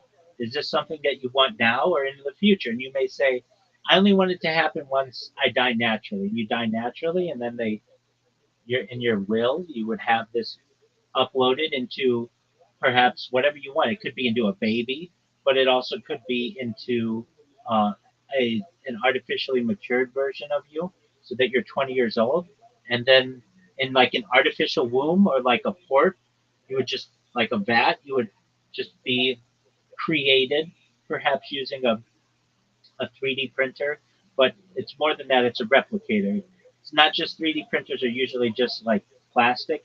This is connected to all of the periodic table of elements, so it can make whatever you need, and you could be created that way, or you could be artificially matured to the point of being a 20-year-old over the course of a few months, and then your mind or your consciousness would be uploaded into that, and you could go about your life living normally, or you could say, you know what, this is great, but I'd love to be a cybernetic individual, a cybernetic being, and either a surgery could be performed, or even you could have your body recreated, so that perhaps instead of having legs that have like normal fingers or normal toes and calves and thighs, you instead have cyborg like a cyborg body, or like I don't know if you ever saw Ninja Turtles with like Krang, where there's like a brain in the stomach, and like it has like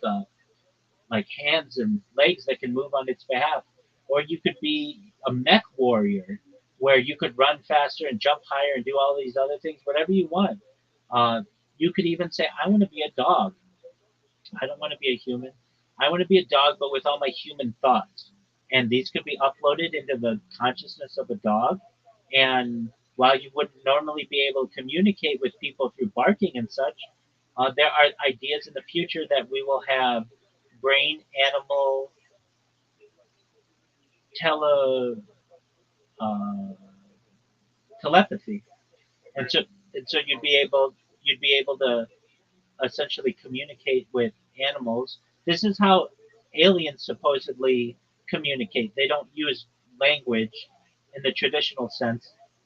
When at least people who have said that they have interactions with aliens, they do so telepathically. So there's just, from what I've heard, this voice in someone's head in whatever language they speak that tells them what to do, that they're being communicated to, but they don't hear anything in their ears.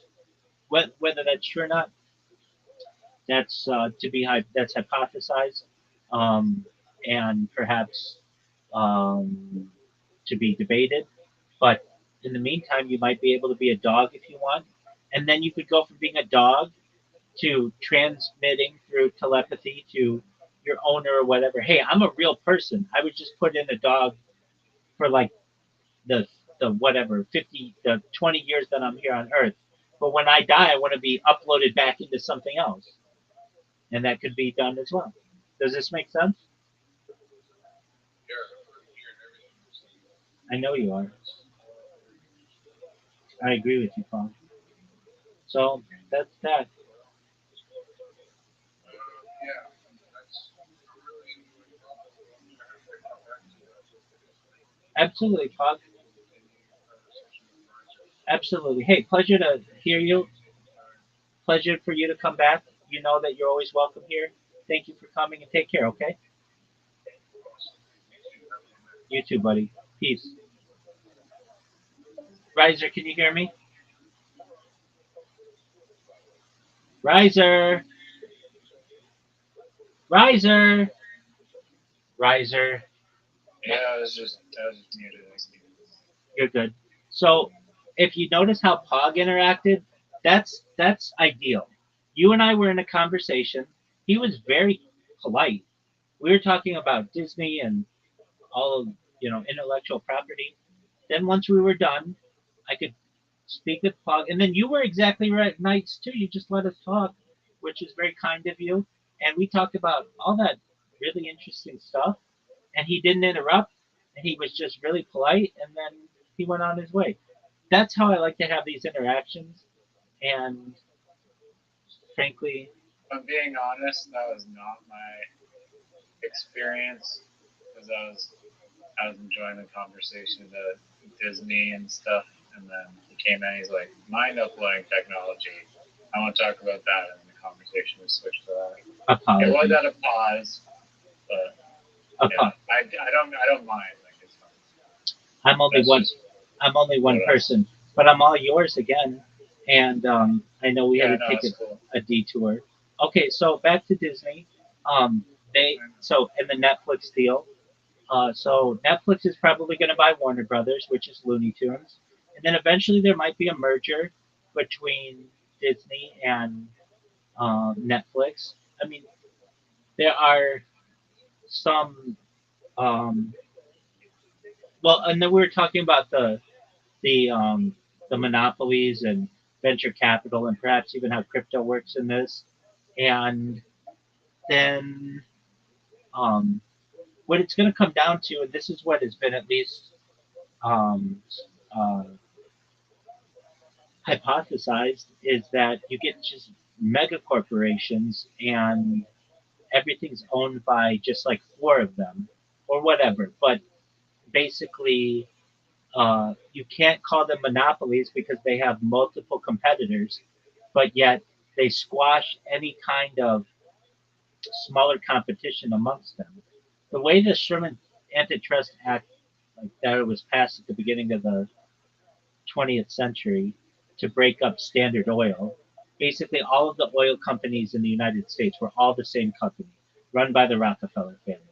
So that's everything from Chevron to Amoco to uh, Pennzoil and uh, BP, British Petroleum, at least in the United States, and companies like Exxon and Mobil.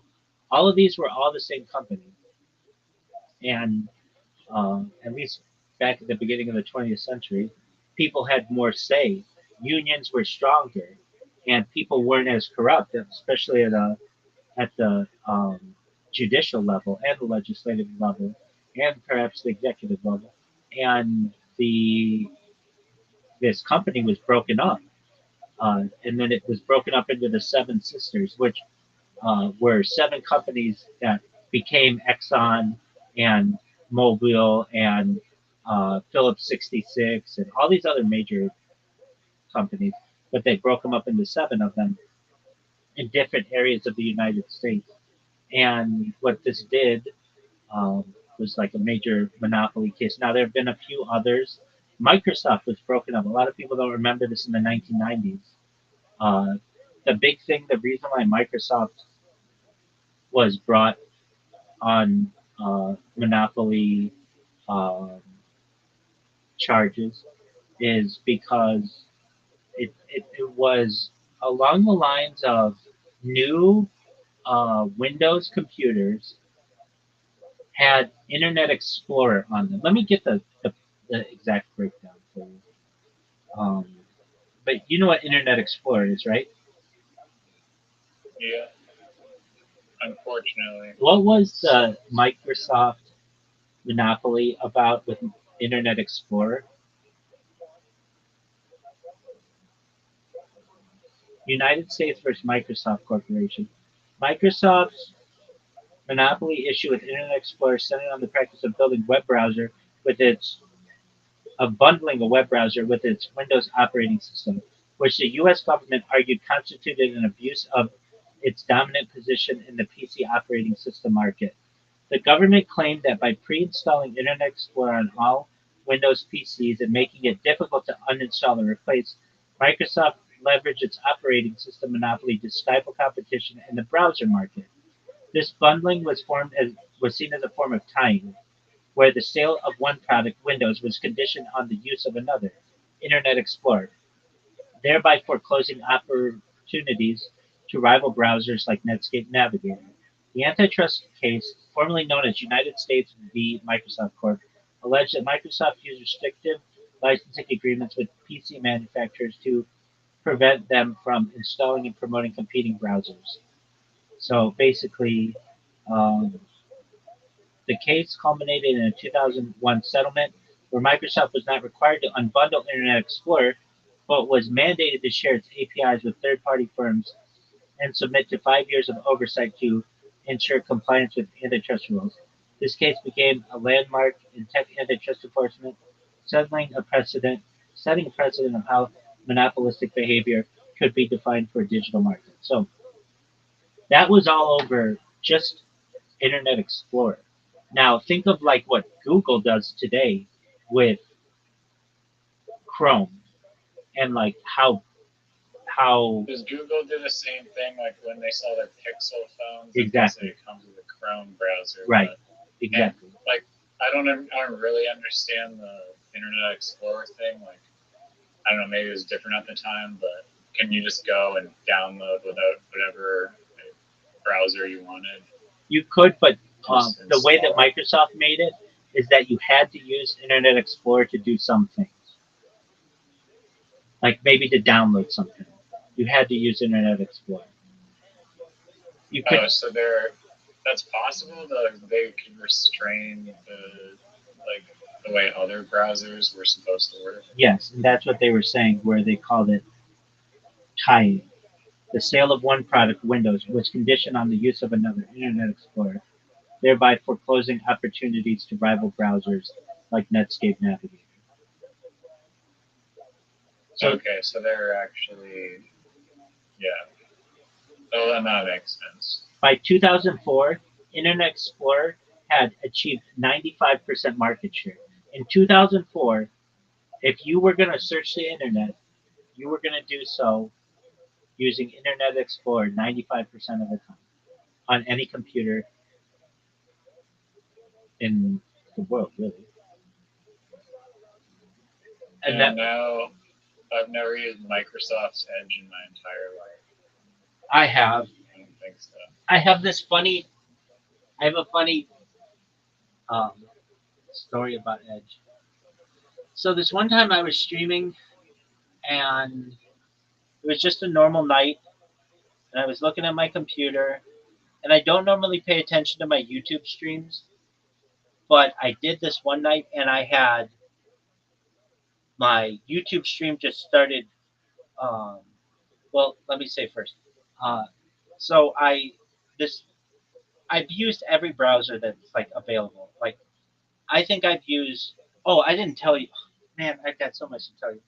All right, so before I get to my funny story about Edge, I you know how Spotify does a wrap up of your year and tells you what you listened to over the course of the last year. Do you know what I'm referencing? Yeah, you get to see what shitty ass taste in music all of your friends have in December, Exactly. and they post the screenshot. Exactly. So Discord did this to tell you how much you used Discord over the course of the last year. And I wasn't in the top 1% of Discord. I wasn't in the top 0.1% of Discord users.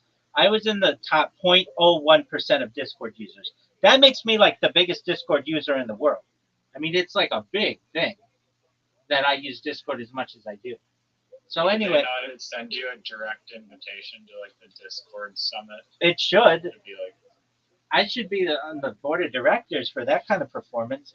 But I looked and I was like, there are like 8,000 hours in a year, and I was in like I used the like I was like at 8,000 hours minus 1 month because the wrap up or roundup or whatever they call it came out in December, and they didn't include that yet. But it was like every moment of every day, basically for the last year, I was in a Discord VC. And all right, so with that being said, why am I telling this story? So I wanted you to know that because um, I'm like a power user of like computers, and I've used like every single kind of browser. And this one time, I was using Microsoft Edge for some reason, and what up, Trey? Sorry. I was using Microsoft. Uh, I was using Microsoft Edge just to experiment with it if it would stay connected to YouTube better than um, the other browsers that I was using, including Chrome and Firefox and Opera and Brave and all of these others. So I'm using Microsoft Edge for like the first time, not the first time, but like the first time actively, and I used it for like a week. And this one day of the week, I am looking at my YouTube and I see the chat go from nothing to just flying like a real streamer, like someone who's botting themselves, just going crazy. And I'm like shocked. I'm like, what is going on? And I look, and the amount of people in my stream goes from 0 to like 300 to like 3,000. And I was like, what is going on? Like, finally, like something happened. Well, I get I finally like start asking these people in the chat what happened, and they're like, "You're on the front page of YouTube," or something like that. Like basically, I got in the algorithm of YouTube somehow, and it made me blow up. It was the most amount of people I've ever had in the stream, and all these people are like, I'm trying to tell them like I'm live streaming all this and blah blah blah blah blah, and they're like coming in, and I didn't have a Discord to push them to or anything like that. So this happens, and I'm like really popular for this one night, and I get all these people who I'm like, we're like playing games and stuff, and I'm typing to them, whatever. And eventually, my stream was gonna expire at 12 hours. So I'm like, okay, I've got to stop the stream and I'm gonna restart it. Everybody, just come back to my next stream. And I stopped the stream and I restarted, and or I don't know if I stopped the stream. Maybe I just let it continue, but I knew it was going to expire. And then all of the people stopped coming, like in such a huge amount, huge wave. Um, and I was asking people, "How'd you find out about me?" So they're like, "You're just on the front page of like YouTube right now." And I for like the next like 3 months, I was like, was it because I was using Microsoft Edge? And so for this like long period of time, I was thinking maybe I got really really popular because I had just started using Edge as my browser or whatever. It had nothing to do with the browser I was using. It had to do with just the YouTube algorithm and putting me on the front page of YouTube. And it was literally like trying to drink from a fire hose. There were so many people talking to me. Yeah, I mean, like the chat was just going so quickly. I remember just watching it from 300 people to 3,000 people, and it was just like it was incredible. So, It would be amazing if you could somehow like hack or like make it so that like you brute force your way to like the front page of YouTube. I mean, does botting do that at all? Maybe. um, I mean, that's a hard one. It might get you popular, but at the end of the day, it's not going to necessarily put you on the front page of YouTube. YouTube manually curates that stuff. They at least do with like Kick. I know Kick does and Twitch does. They have their moderators find things that they think would be attractive and they put it on the front page. And so I imagine YouTube does the exact same thing. But for like the next like You just have to make like crazy content. Like this guy was like teaching his octopus. He made like a video like spent 6 months like teaching his octopus how to play piano. I saw that. He just made it. There you go. Yeah. Because it's in the algorithm. Yeah, exactly. I saw it on Reddit. But yeah, um, right. And what they want to back and all of that. Anyway, so for like 100 days after that, all I did was use Microsoft Edge on my computer, thinking I was going to be able to replicate that. It's like I don't know when they're like teaching that octopus or something how to do something, and the octopus is like thinking like it got rewarded because it did something. Like my reward was because I used Microsoft Edge, but it didn't have to do with that. But I was still kind of like hunting and pecking, trying to figure out what it was that I did to get really high in the algorithm. Um, okay, so you said that you never used Microsoft Edge. I completely understand. That's about the only time I ever used it. I've used it a few times since then. I'm really unimpressed by it. If you want a browser to be popular, it is about its store and what kind of add-ons people can get. That's what allowed Chrome to overtake everybody. I mean, remember what I just said. In 2004, 95% of people used Internet Explorer. Google Chrome wasn't even a thing then. And now I think Google Chrome has like 75% of the market share globally. What changed? The fact that Internet Explorer did not have a very usable store, and Chrome had the Chrome extension store, which allowed people to customize and do more things and basically make the browser theirs. That's what allowed that change. That's the only thing. I mean, some people may say, well, what about the speed of Chrome? They're all about the same speeds. Some people may say, well, what about Google and its um, its username system, the account?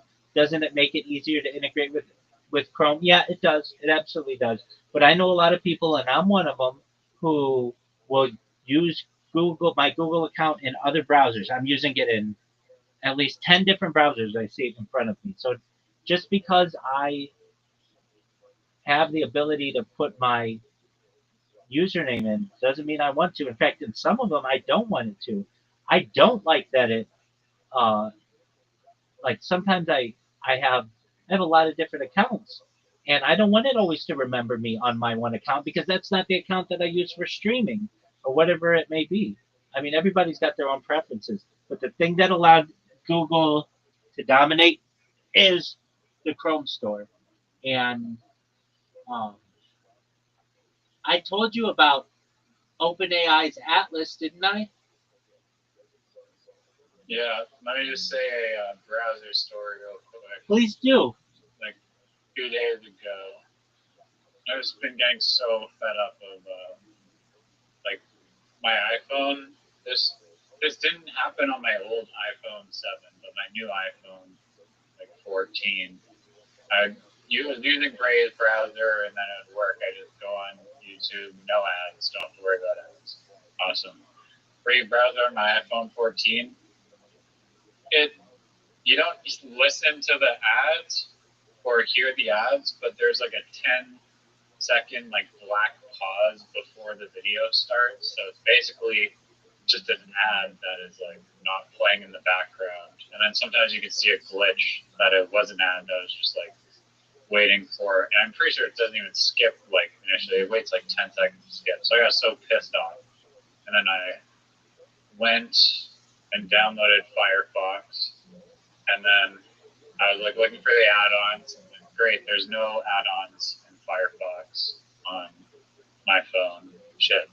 And I asked the AI, I'm like, which one has ad blocker? And I was like, oh, try this Firefox Focus browser. So okay, I download Firefox Focus. I go to YouTube. Bam, first try works totally fine. No ads. I'm like, great, awesome. I've solved the problem.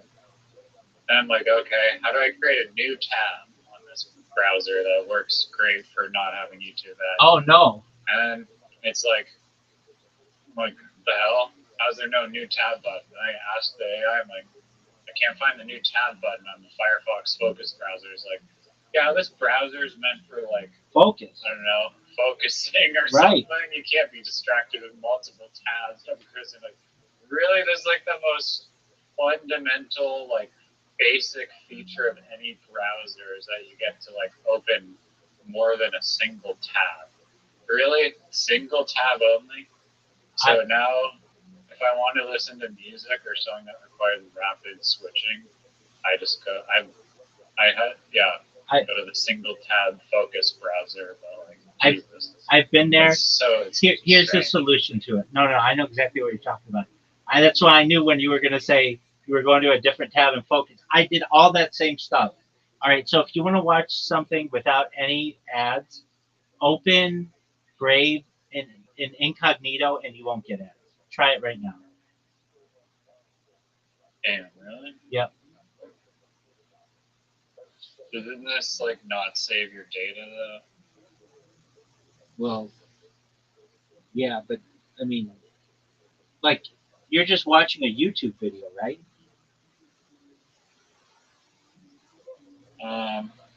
Yeah, I want to be like signed in ideally though, I guess. Yeah, you're I not. can sign into my YouTube account, but like, is it gonna make me sign into my YouTube account every time? No, you just don't sign in. I mean, you can sign into your YouTube account, and it will save your shit then. So yeah, I guess you could do that. But every time you do it, you have to sign into your YouTube account. What I'm saying to you is this: if there's a video that you want to watch without ads, open up Brave in an incognito mode, and you should be able to watch anything you want without ads and without that black thing at the beginning. I don't see it. I'm clicking the 3 dots and I don't see a incognito mode. It says new private option. browser. New private browser.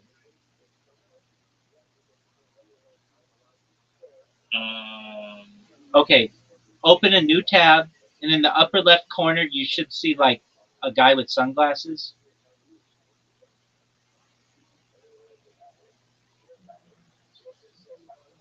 No, I don't have the sunglasses. Yes, you do. Okay, so I'm going to open a I new. can send you a screenshot. No, you don't have to do that. Open a new tab. Yeah, I see exactly what you're saying. Okay. Okay. Do you see the three dots at the bottom right? Yeah. Okay. Right next to it, do you see the square? Yeah. Press that. Oh, And there we go. Private. yeah. There you go. Do you see the sunglasses? Yeah, yeah. That happened.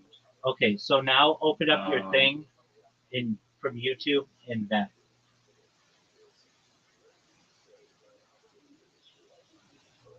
Okay. Yeah, this looks like the Firefox thingy.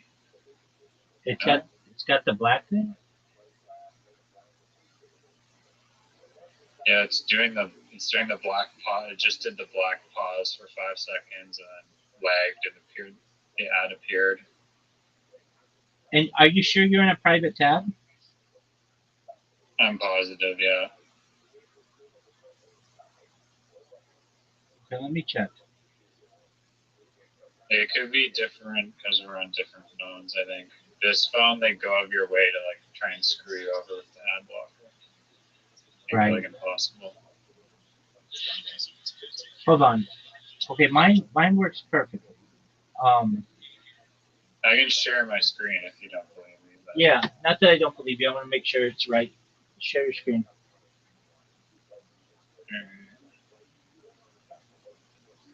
How do I do that? That's not it. You don't know how to do it? Okay, so Okay, yeah, I found it.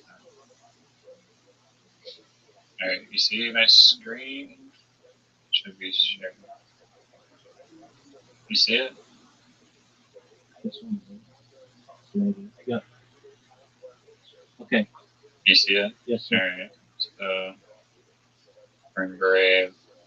This is a private browser. Hold on. Open up a new private browser tab. See how it says private in the corner? Okay. Close the one you have open. Okay. Press the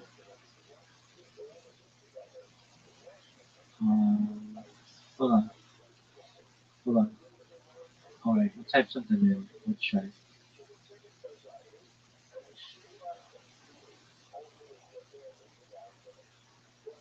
So that's what you're saying, that black thing at the beginning?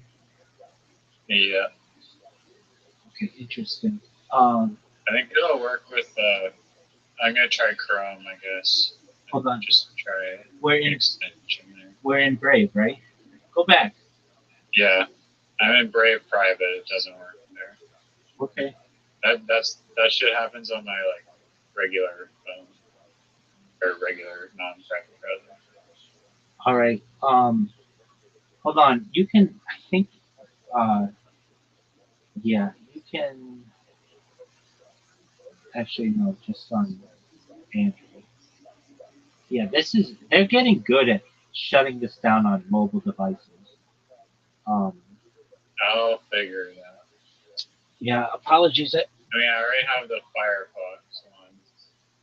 Yeah.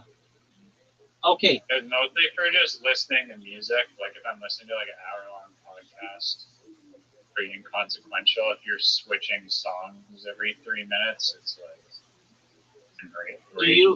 Do you have Mozilla Firefox, the regular one?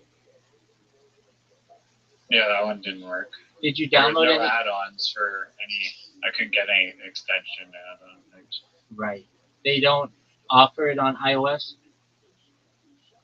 No, but I think the Chrome store. I haven't tried Chrome yet, so I'm gonna try Chrome.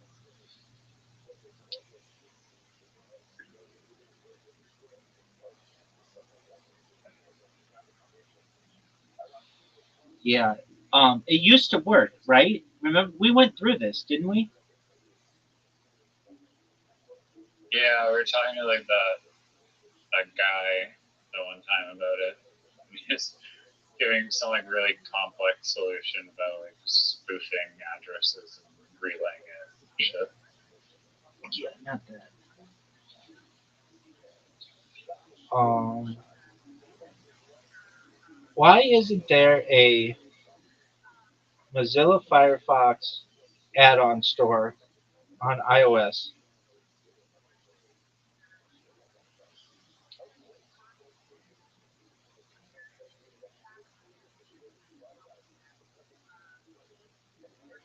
Apple's App Store policies require all web browsers on iOS to use the built-in WebKit rendering engine and JavaScript framework. A result, Firefox, as a result, Firefox for iOS is essentially a user interface wrapper around Safari's WebKit engine, rather than standalone browser powered by Mozilla's Gecko engine. The technical limitation prevents Firefox from supporting its native add-ons, which are designed to work with the Gecko engine. Apple restrictions mean that the third-party browsers on iOS cannot implement their own rendering engines or extension systems. Doesn't this sound like what Microsoft did with Microsoft Internet Explorer, like I in was just thinking that. 2001? Yeah. But you see, like back then, Bundling. tying. Yeah, exactly. Back then, like legislators had more balls than today. Today, if you go up against one of these monopolies, you won't get it reelected.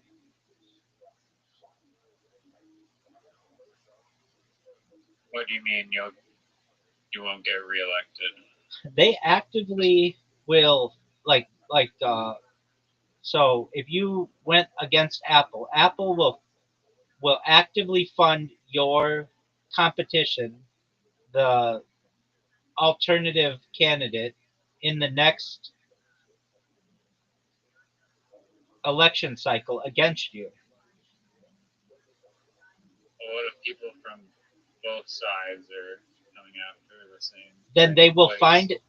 find a candidate who is willing to run, who doesn't care about this policy, and they'll give that person all the money. Yeah, that's politics.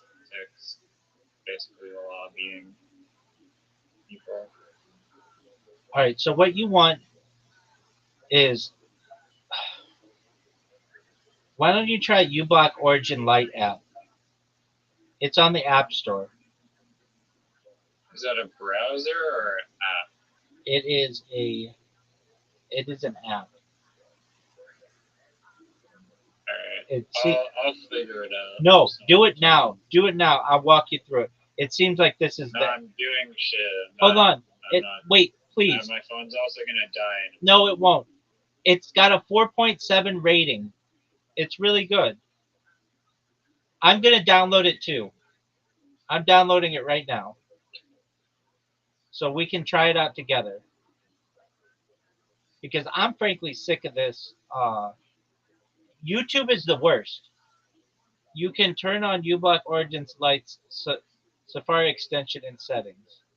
Okay, so I'm gonna go to Is just it an extension for Chrome? no. It's an app. So I was gonna try the Chrome extension. I know. I've tried it before. There's something about it that doesn't work.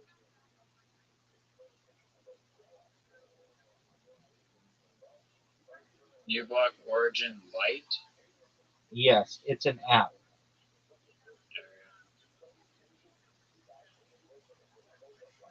I just downloaded it, and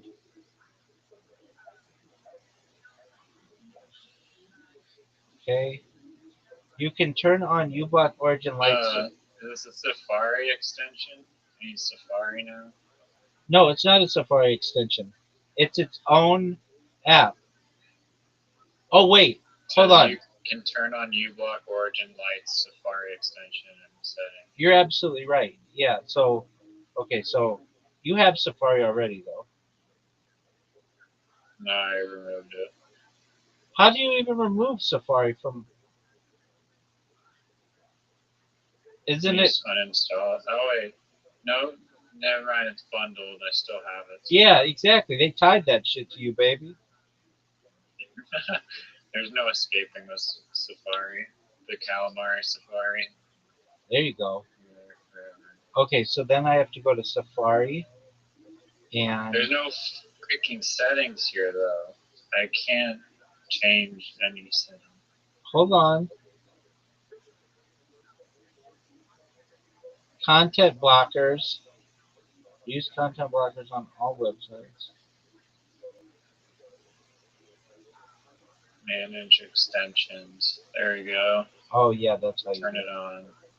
Unable to load new block origin light. Awesome. Why does it say that? Unable to. It said unable to load uBlock origin light when I try to Dog. turn it on. Uninstall that shit. Never use it again. Try to do the Chrome one like you were trying.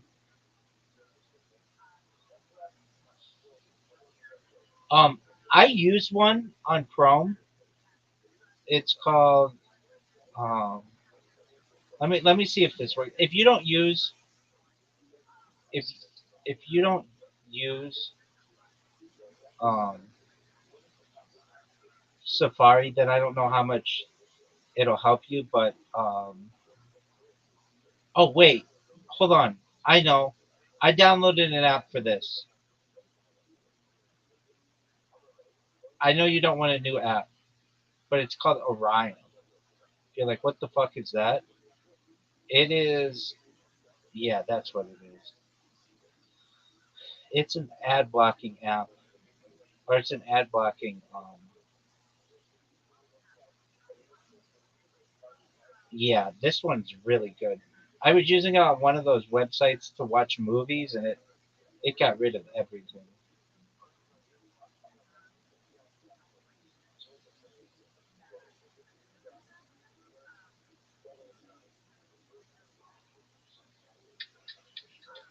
Okay, so if that doesn't work, you have one more thing that you have to do. It's called Orion. Yeah, it works. It works immediately for me. Orion.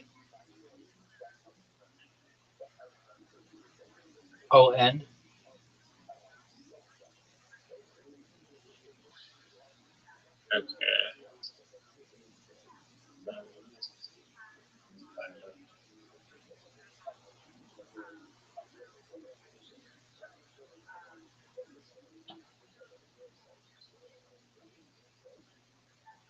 So uBlock Origin is no longer available for Safari. AdBlock Plus is, and I've used that before. I use it on Safari now. Orion browser by Kagi. Yeah.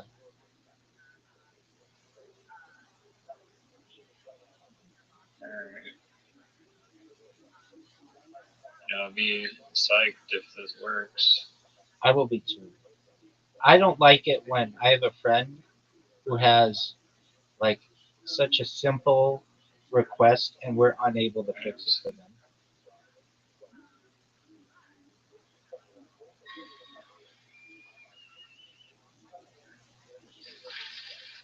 Like I'm able to go from one video to another like flawlessly.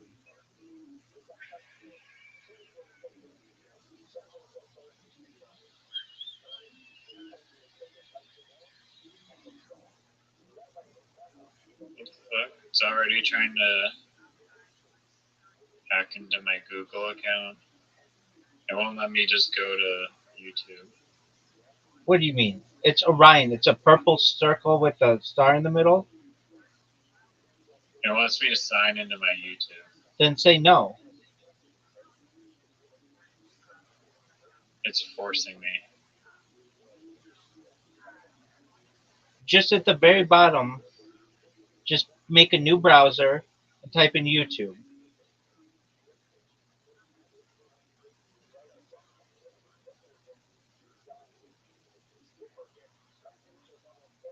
Oh, there we go. Alright. This new homepage is whack. It doesn't give you any suggestions. It Weird. just says Orion feedback, Orion user guide. Oh, tight. The thing works though. No ads. Let's go. Now let me ask you a question. In the That bottom, is sick. Nice. do you see the three dots, bottom right?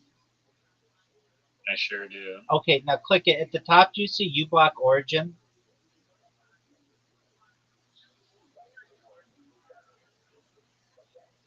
Sorry, in settings? No, so like there are three dots at the bottom right, right? Yeah. Just click that, I, and then above, and then click extensions. no, at the very top, do you see uBlock Origin above history?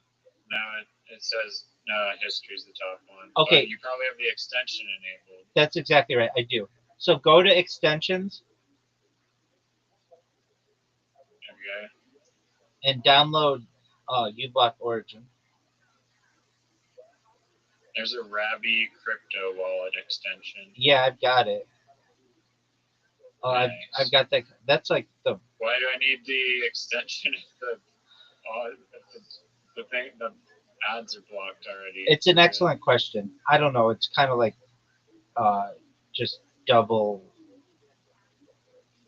extra insurance. double Yeah, it teaming. seems to be working good. So that's thank you, Orion. Holy fuck. Yeah. Okay. Well, good. I hope that. And sorry to the creators who have never giving you money. Oh, Well, hopefully that works for you. If it doesn't, let me know because I do have a couple extensions that do work for Safari. If you want to use those, but try if you would in Orion, try your playlist. Just try to go to a playlist and then just go to song after song after song after song after song, and it should just do that. If it my does, UI is already glitching out, which might be because I switched the URL thing to be at the top. Let me close all these tabs. Maybe that's the problem. Yeah, there you go. Alright, we're good. Nope, it's still. It works enough. no, it doesn't. What didn't it? It needs to work every time. What didn't it? What? Where did it fail? No, it was just glitching out a bit, but it's because I changed the search bar to be at the top of the screen. Will you go to one of your playlists, please, and just go from song to song to song to song, and just make sure that works? Okay. Go to like 10 different songs and just make sure it works every single time. Because if it does, then I'll feel good about it. If it doesn't, though, I've got a couple other workarounds. Hmm. Yeah.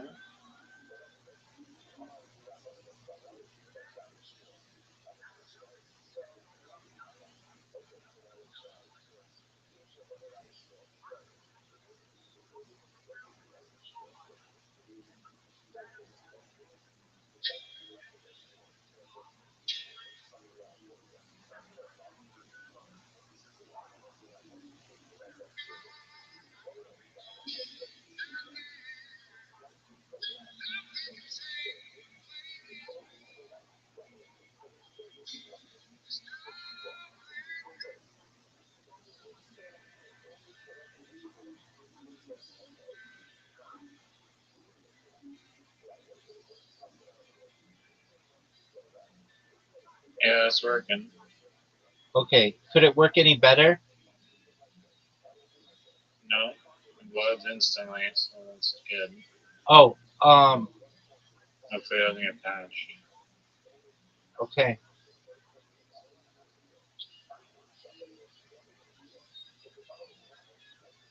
So does it do everything? Is there anything it could do better? No, not that I can tell so far. You can open multiple tabs, so Yeah.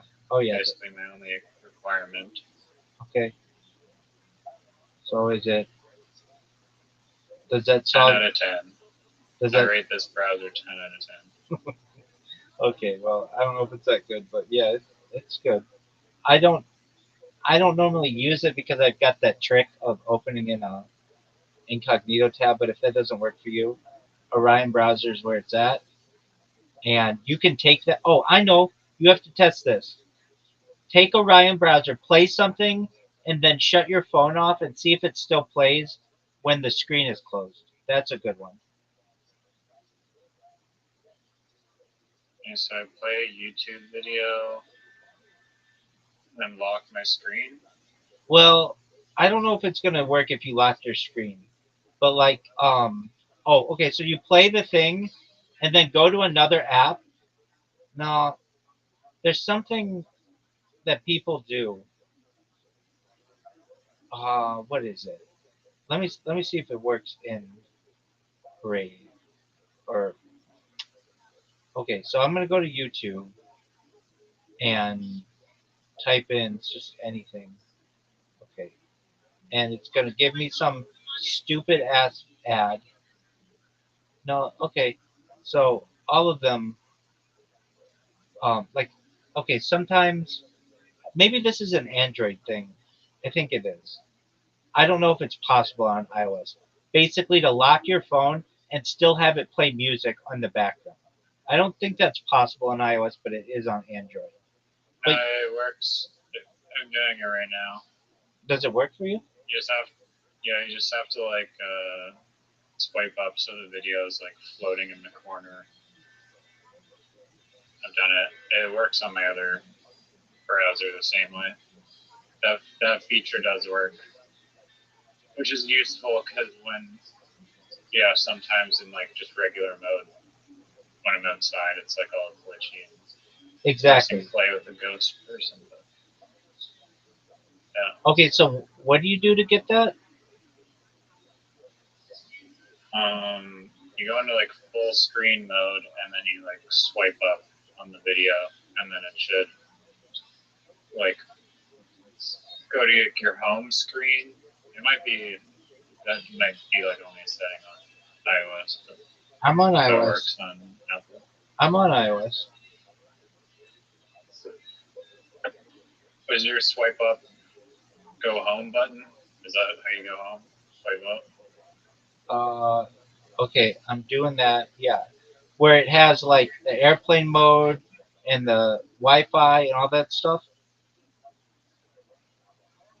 No, you just open the video and then full screen mode and then swipe up like you're going home and then it should create like a mini version in the corner.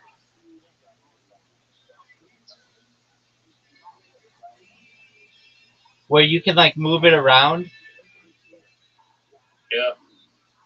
You can hide it too more on the side if you swipe it into like the side. Yeah, I don't.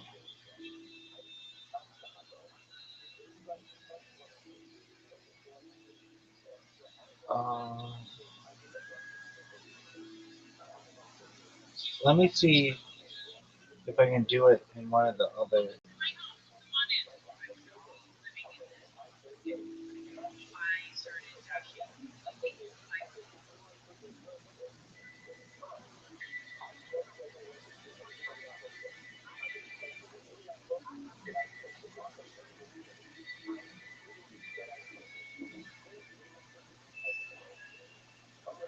Oh, I don't have that. Good.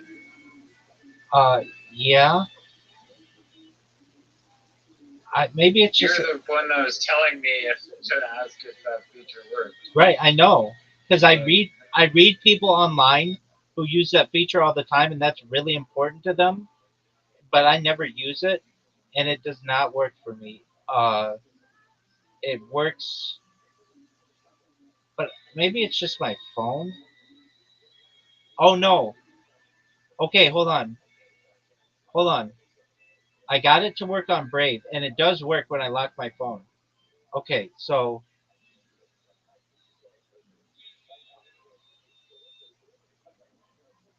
but this Orion, um,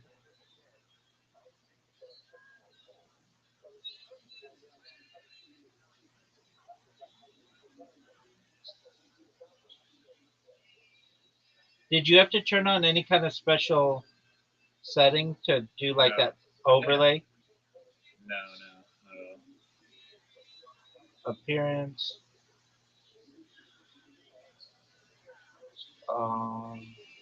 Yeah, that is interesting. That I was like the person who was like, see if this works, but it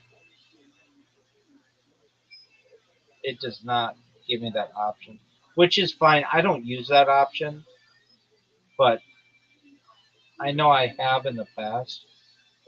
Um,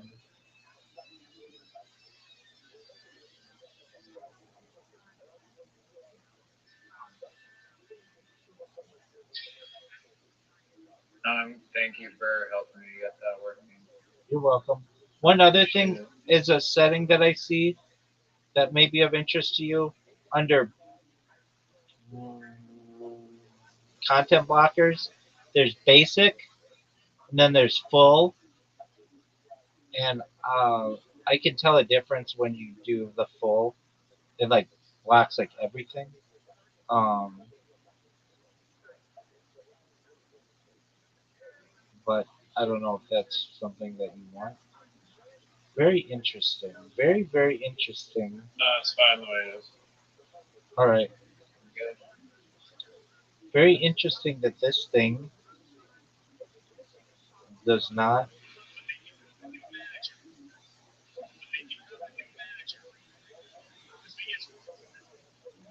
like exactly what I was saying. I don't get the pop out option. Oh, wait, I got it. I got it. Hold on. But when I close the fucking app, it shuts off on me. Oh, I mean, it doesn't matter to me. I don't fucking use that anyway.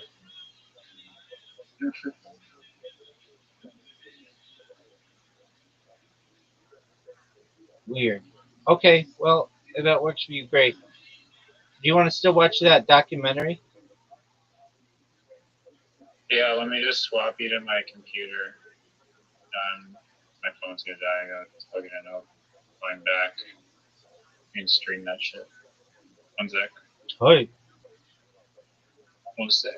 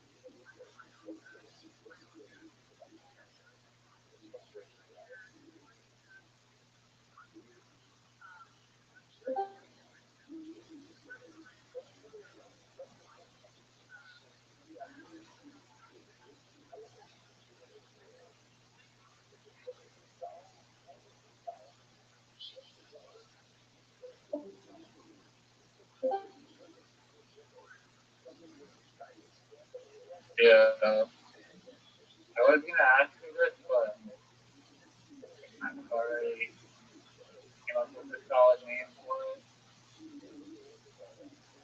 You can take your stab at it if you want. But making a VR game where you can go around and paint on a bunch of things, and not just for graffiti. It's also, I guess, for just painting regular walls and practicing murals. So I was trying to think of a name for it for like multiple days. I can't really think of anything, but then I came up with a name that I think is very solid. Do you want me to say my name that I came up with before you guess, or sorry, brainstorm and come up with a name, or do you want to come up with the name Brainstorm. before? Brainstorm. So, okay, what is it? a virtual reality spray painting game for both graffiti, but not necessarily entirely graffiti. Like one map will be like a train yard or abandoned buildings, but other maps will be like just regular wall practice painting murals on. So, but the main tool is spray paint. I will probably eventually add other tools, but the most Yeah, why don't you mainly spray painting and VR. call it play and spray? No, I'm down. Actually, I feel like alliteration is not always That's the not alliteration, that's rhyme. Play spray. okay. I don't know. I think play is not really. I mean, it is a great alliteration. I'll give you credit for that. That's the rhyme. Okay. You're Because just art is more you're turning more down serious. you're turning down genius right now, but okay. Hold on. Um, You can make your own VR station now. Of course. Alex, you want me to tell you my name? no, I know you're fucking excited to turn on tell me it, but Okay.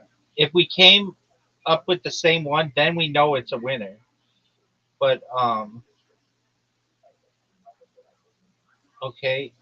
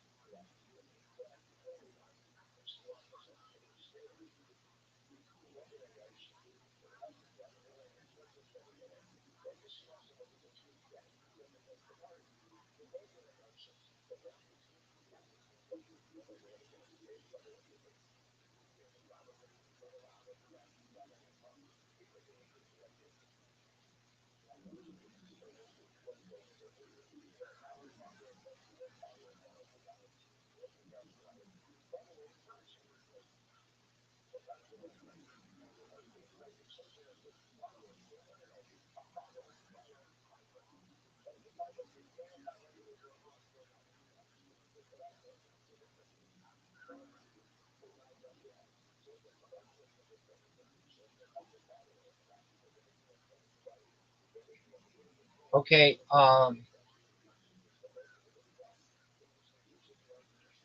Can the word graffiti be in it? Um, it could be, I suppose. I mean, mine is related to graffiti. Okay. Graffiti to me.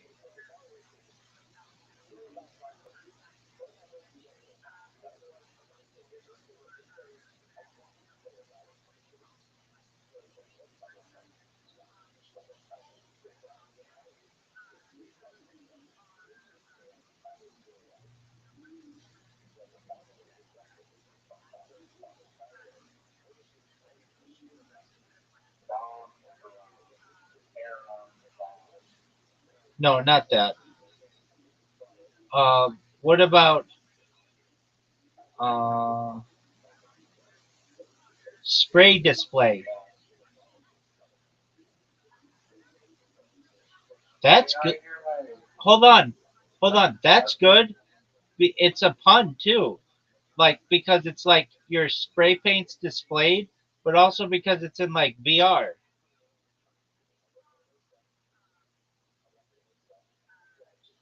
Yeah, I just don't think like it's a one big pun in alliteration, but that's something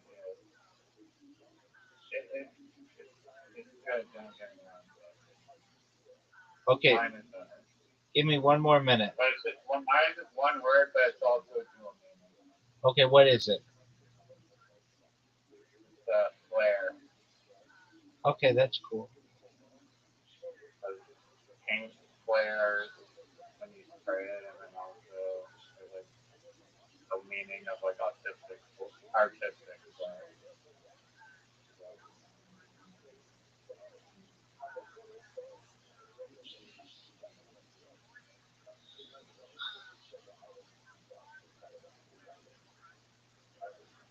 Flare.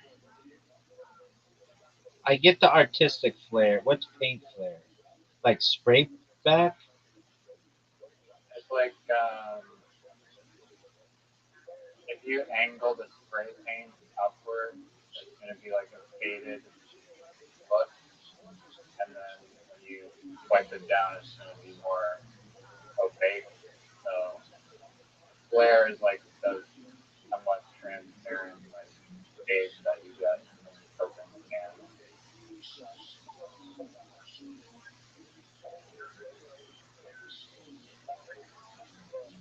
What about quaint paint? Point what? Quaint paint. Point paint.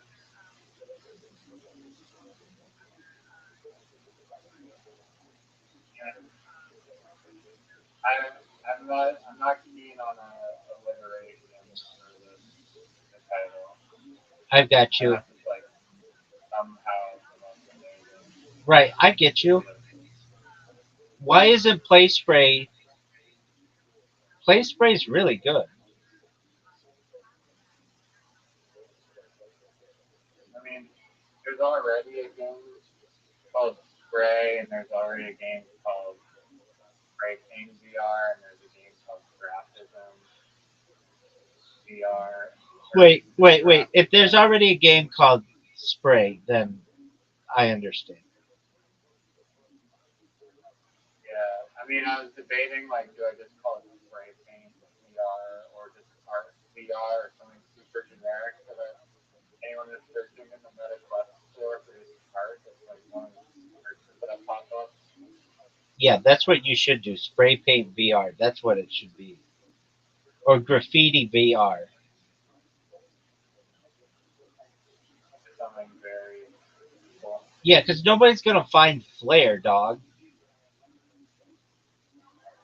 I Well, like they that. would find out about it through like word of mouth, I guess, and also Yeah, but why do you want to brand. put? Why do you want to put yourself against the eight ball? Basically, like you're gonna have to market this thing when you could I just think I'm have not it sure how the market Meta itself. Quest store works, but you may be able to like add tags to your game that are associated, like art or something. I'm sure you can, but it's just you're making it more difficult on yourself. Tell the audience exactly what it is. It's spray paint VR. Yeah, that was my initial, like literally my Unity file was called Spray Paint So what you VR. could do is call it this: flare dash or flare colon spray paint VR.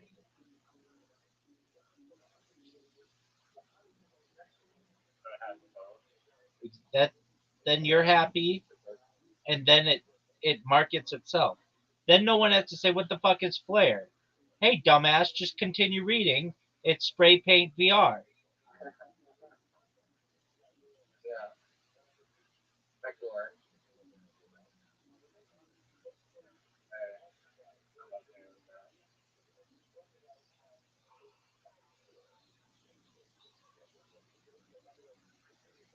And also to get users, eventually, hopefully, I can partner with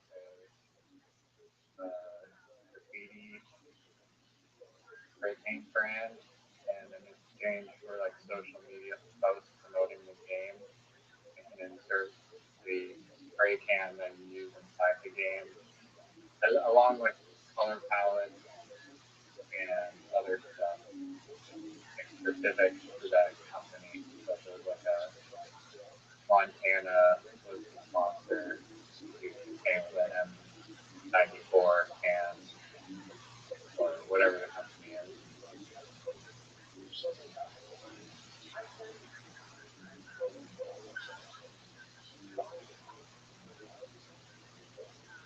But yeah, which of the documentaries do you want to watch? Um, what are the choices? One of them I have not seen, the other one I have seen. Okay, which one One haven't? is I haven't seen Paddle to the Amazon. Let, let's do that one. Let's do that one. Okay. Want me to stream it from my computer into Yes, sir. Wait, yeah, and then I'll watch it on my phone. The reason why I have to do that is because I can't get. I don't want to get a copyright strike. okay. Alright, I'm gonna start it. I'm good.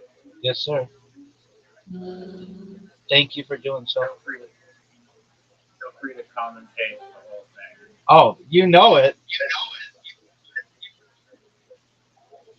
Roast these weak ass paddlers.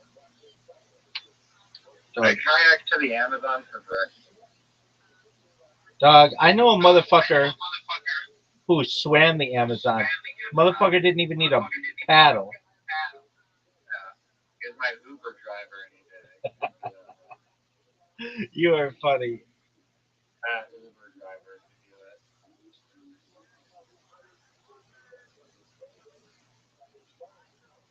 Are you watching this on? If I mute myself, you can still hear the audio, I guess. Yeah. How did I do this before? Hold on. I think I have to mute my microphone in here so I can not get feedback. All right, can you hear me? Can you hear me? Can you hear me? Okay.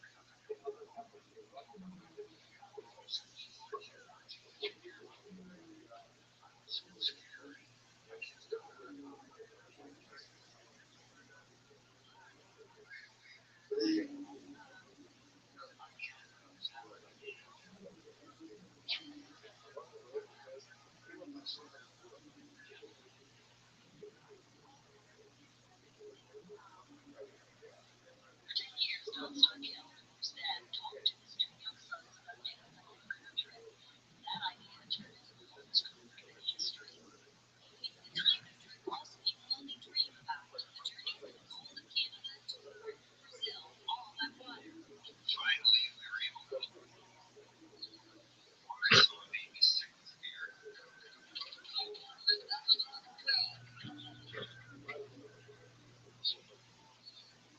All aboard for the Amazon Hotel. Those were the last words his friends would hear in their 2 years.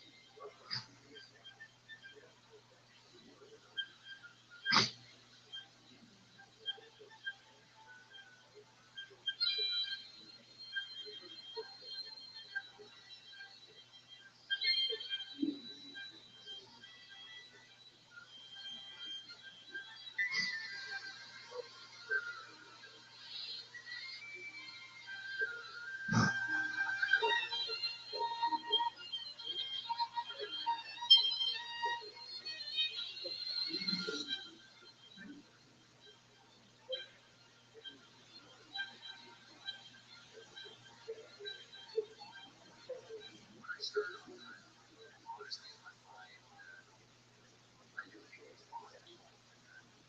Because he just said that. And all the other guys were like, Lord. They felt like,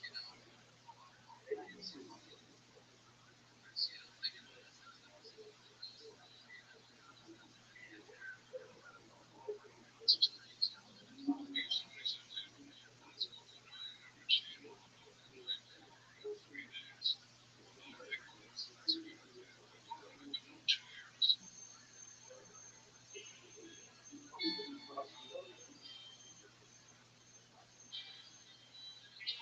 Since my dad and I ended up moving to the Amazon, calling it 2000, we started kicking around the idea of doing a trip reunion with Jeff. My dad suggested we start out in Iowa, where I now live, take us through to New Orleans, and then head east, following the Gulf with Key West, Florida.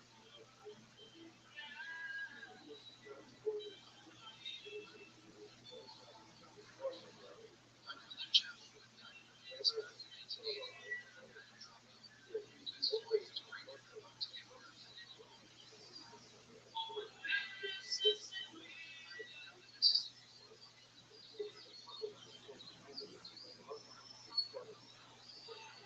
I invited 2 young friends to join us on the adventure, Chase and Carl, who used to work from Princeton. On the weekends, he worked at the music shop where I taught guitar lessons. And Josh Summers, also from Princeton, who just wanted to get away from golf.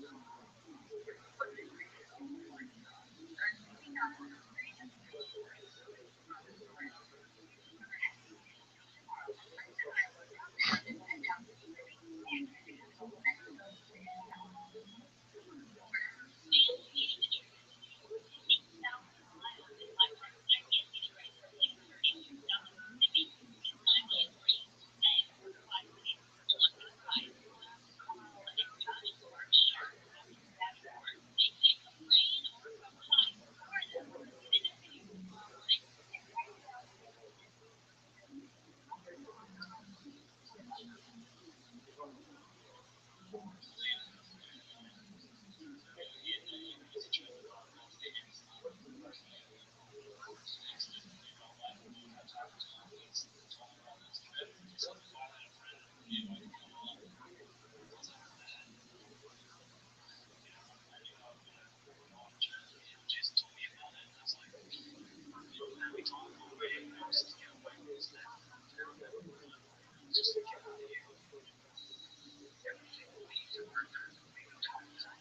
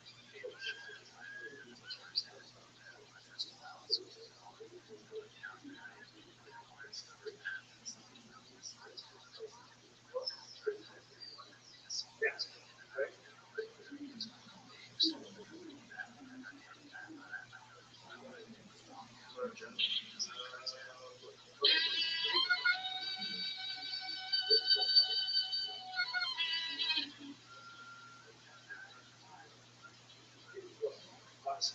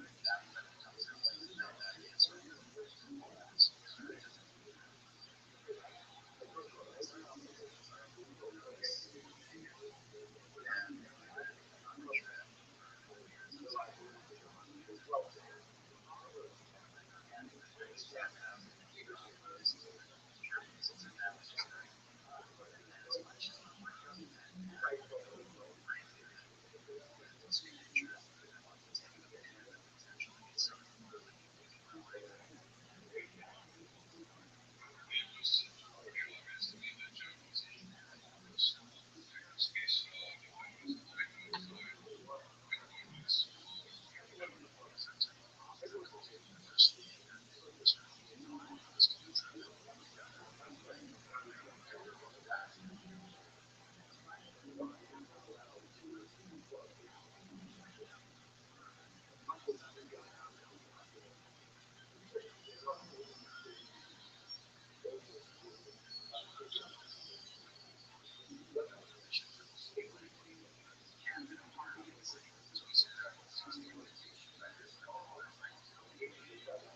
we go.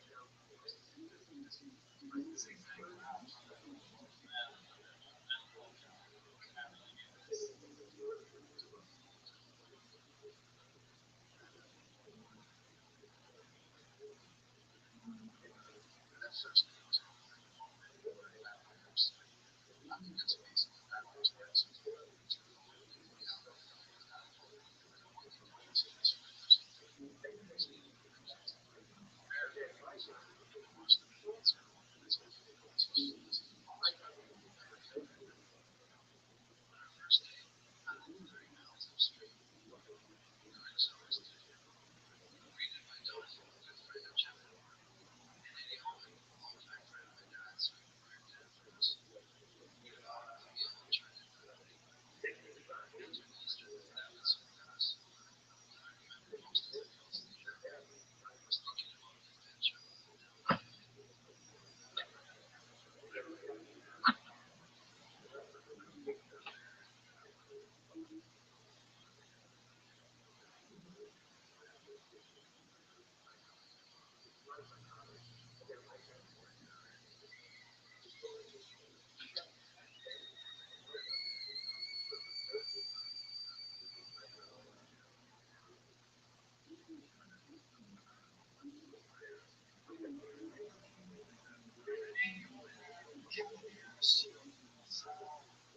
The French pepper ranches and potatoes. So ranches and potatoes.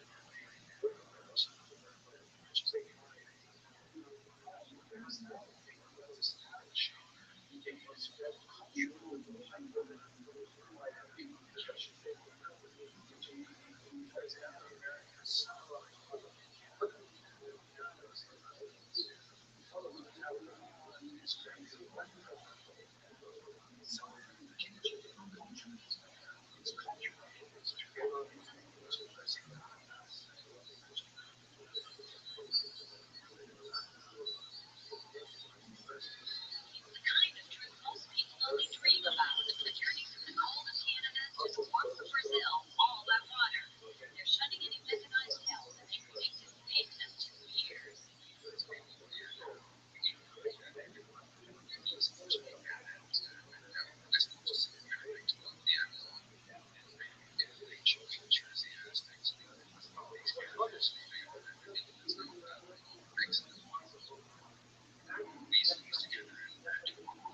past lives, never doubted the dream would become a reality.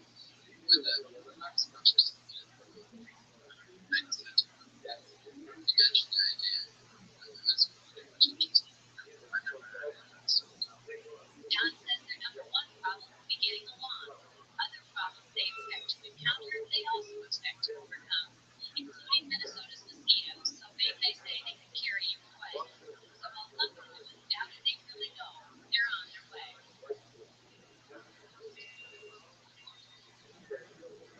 Jason and Josh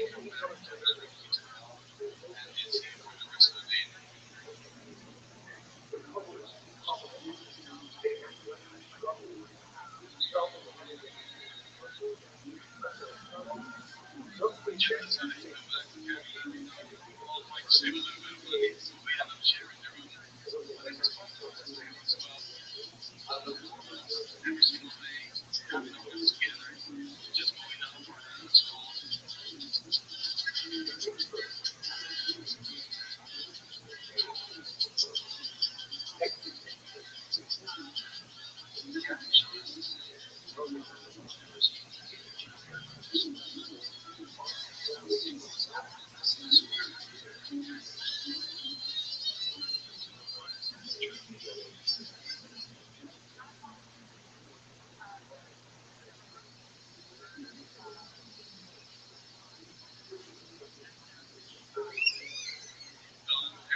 people do go out fishing the fields. It's very cool. Being able to sport it too.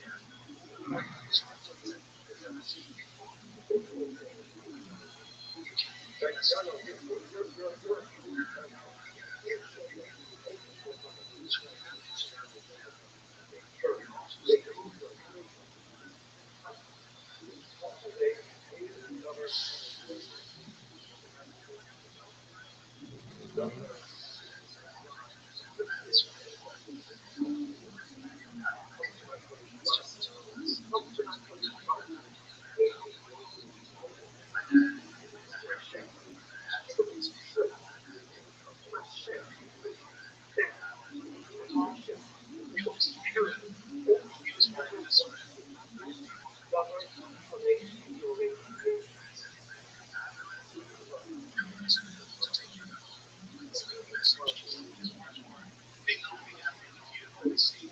It's easy to join them when you do. It's very important to know team members in this group. Watch it. We have 6 other students that if you are as excited as I was, let's call the names tomorrow.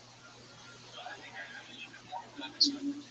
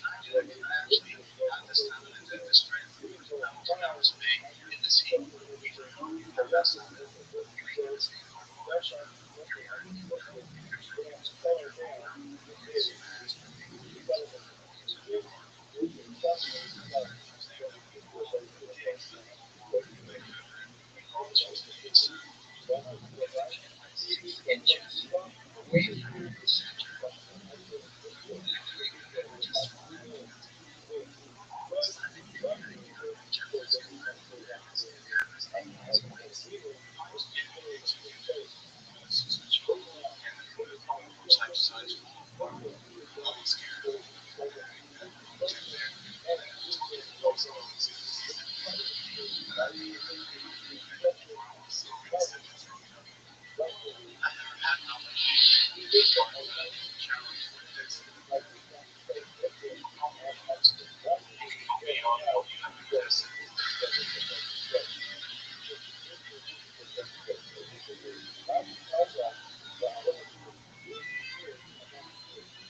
own a lot together. For getting us started on our trip again. We became a farmer and shared the adventure. Helped us face the challenges and get together. Very interesting people. Personally, just I know less than everything else that's here. We're still like part of the family now. We spent lives together and now we're pushing it. That's the important part.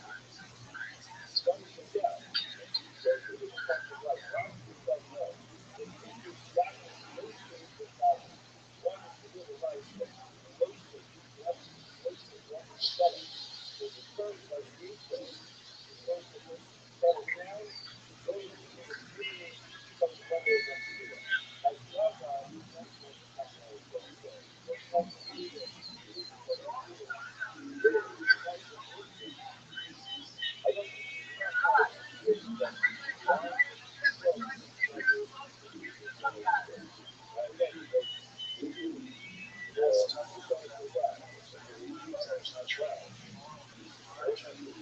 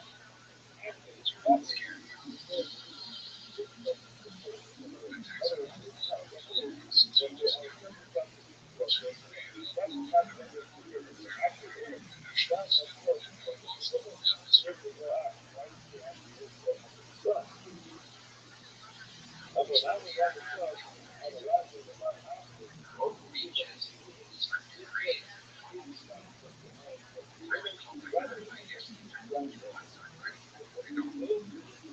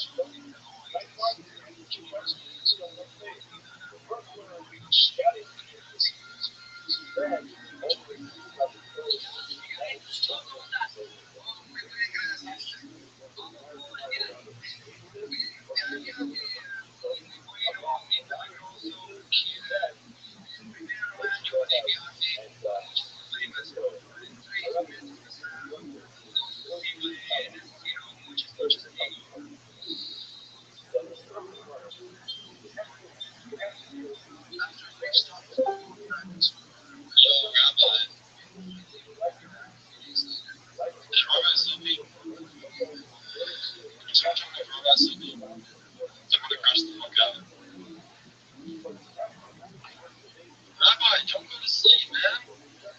No, Rabbi. Don't sleep, man. We gotta talk about politics or something.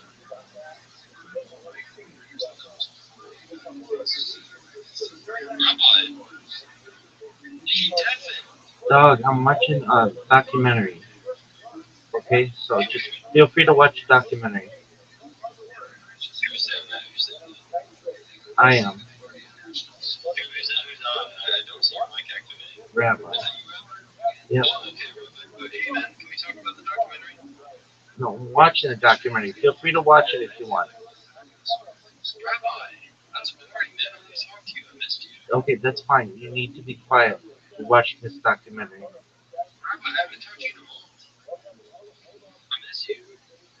What the fuck? I miss you too, baby. Watch the documentary. Dude, I'm about to crash out, man. You make me crash out, Rabbi. Don't do this to me.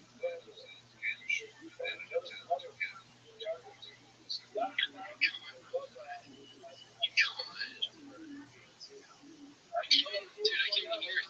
Is this the fucking judge? Is this the fucking judge? Looks like a retard. I'm trying, Rabbi. I can't take it, man. You know what, Rabbi? You know what, man? I'll see you in another month, man. This is fucked up.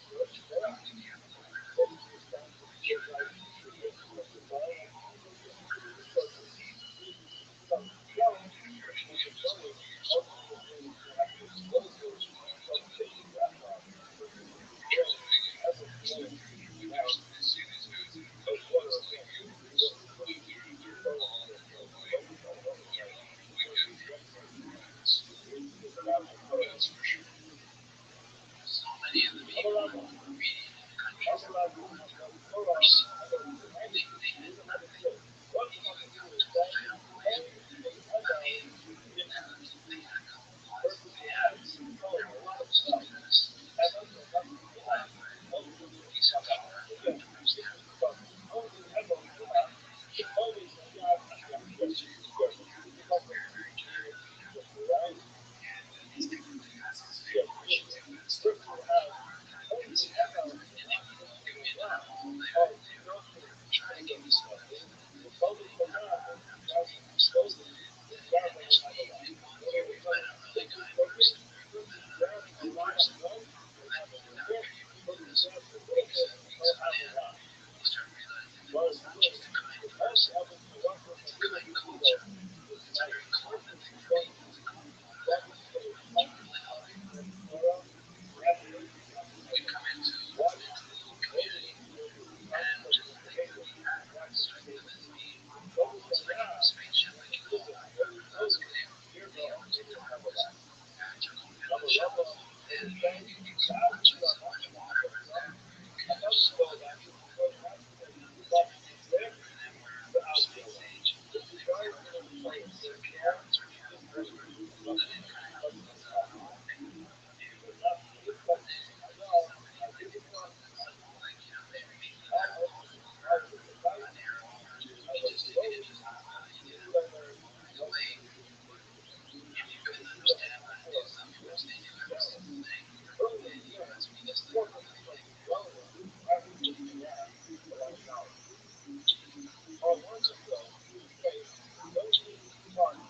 Now it's true.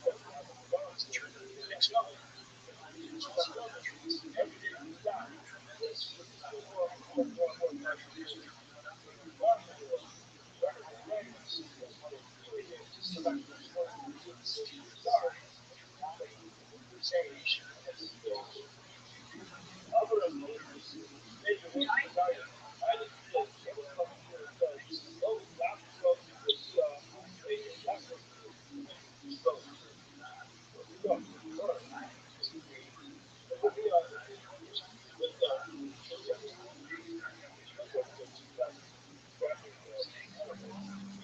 contribution from spreads of satellites, and you start getting up into the numbers of neurons on each satellite. And you come down to all the very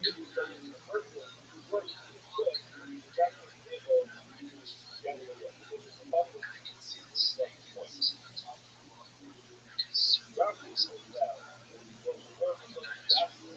It's kind of between the bones and some of the skulls are hidden. So that's where that's where we kind of get into picture this thing, and you start seeing it because right now we are absolutely just looking at circle screaming at the snake. The snake just kept going to it, and then we were going close to it. He just focused and just that was so very strange thing. It's just like it's like and the thing around you is so hard. It's everything is so not so much the map anymore. You guys know a lot of animals. You guys saw a mosquito that was had actually legs and had a like a web. That's kind of neat. So from a young age, it's easy to have a connection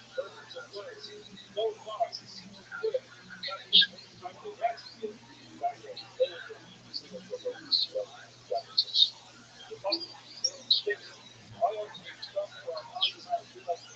really genuinely most of the time I feel like they're stuck in their culture. They come around and they touch you.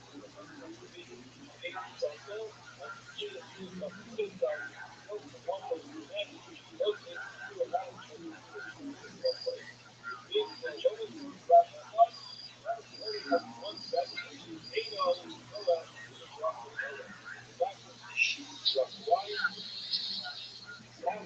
they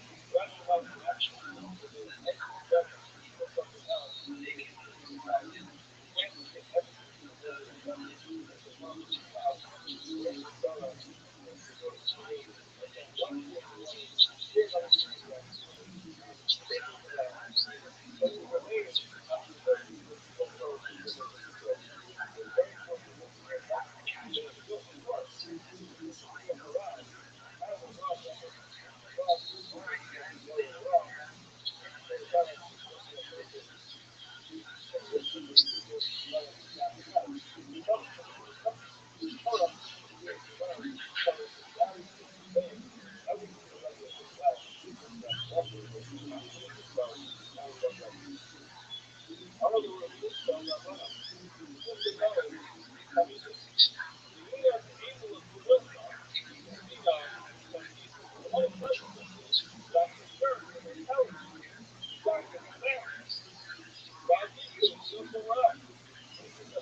This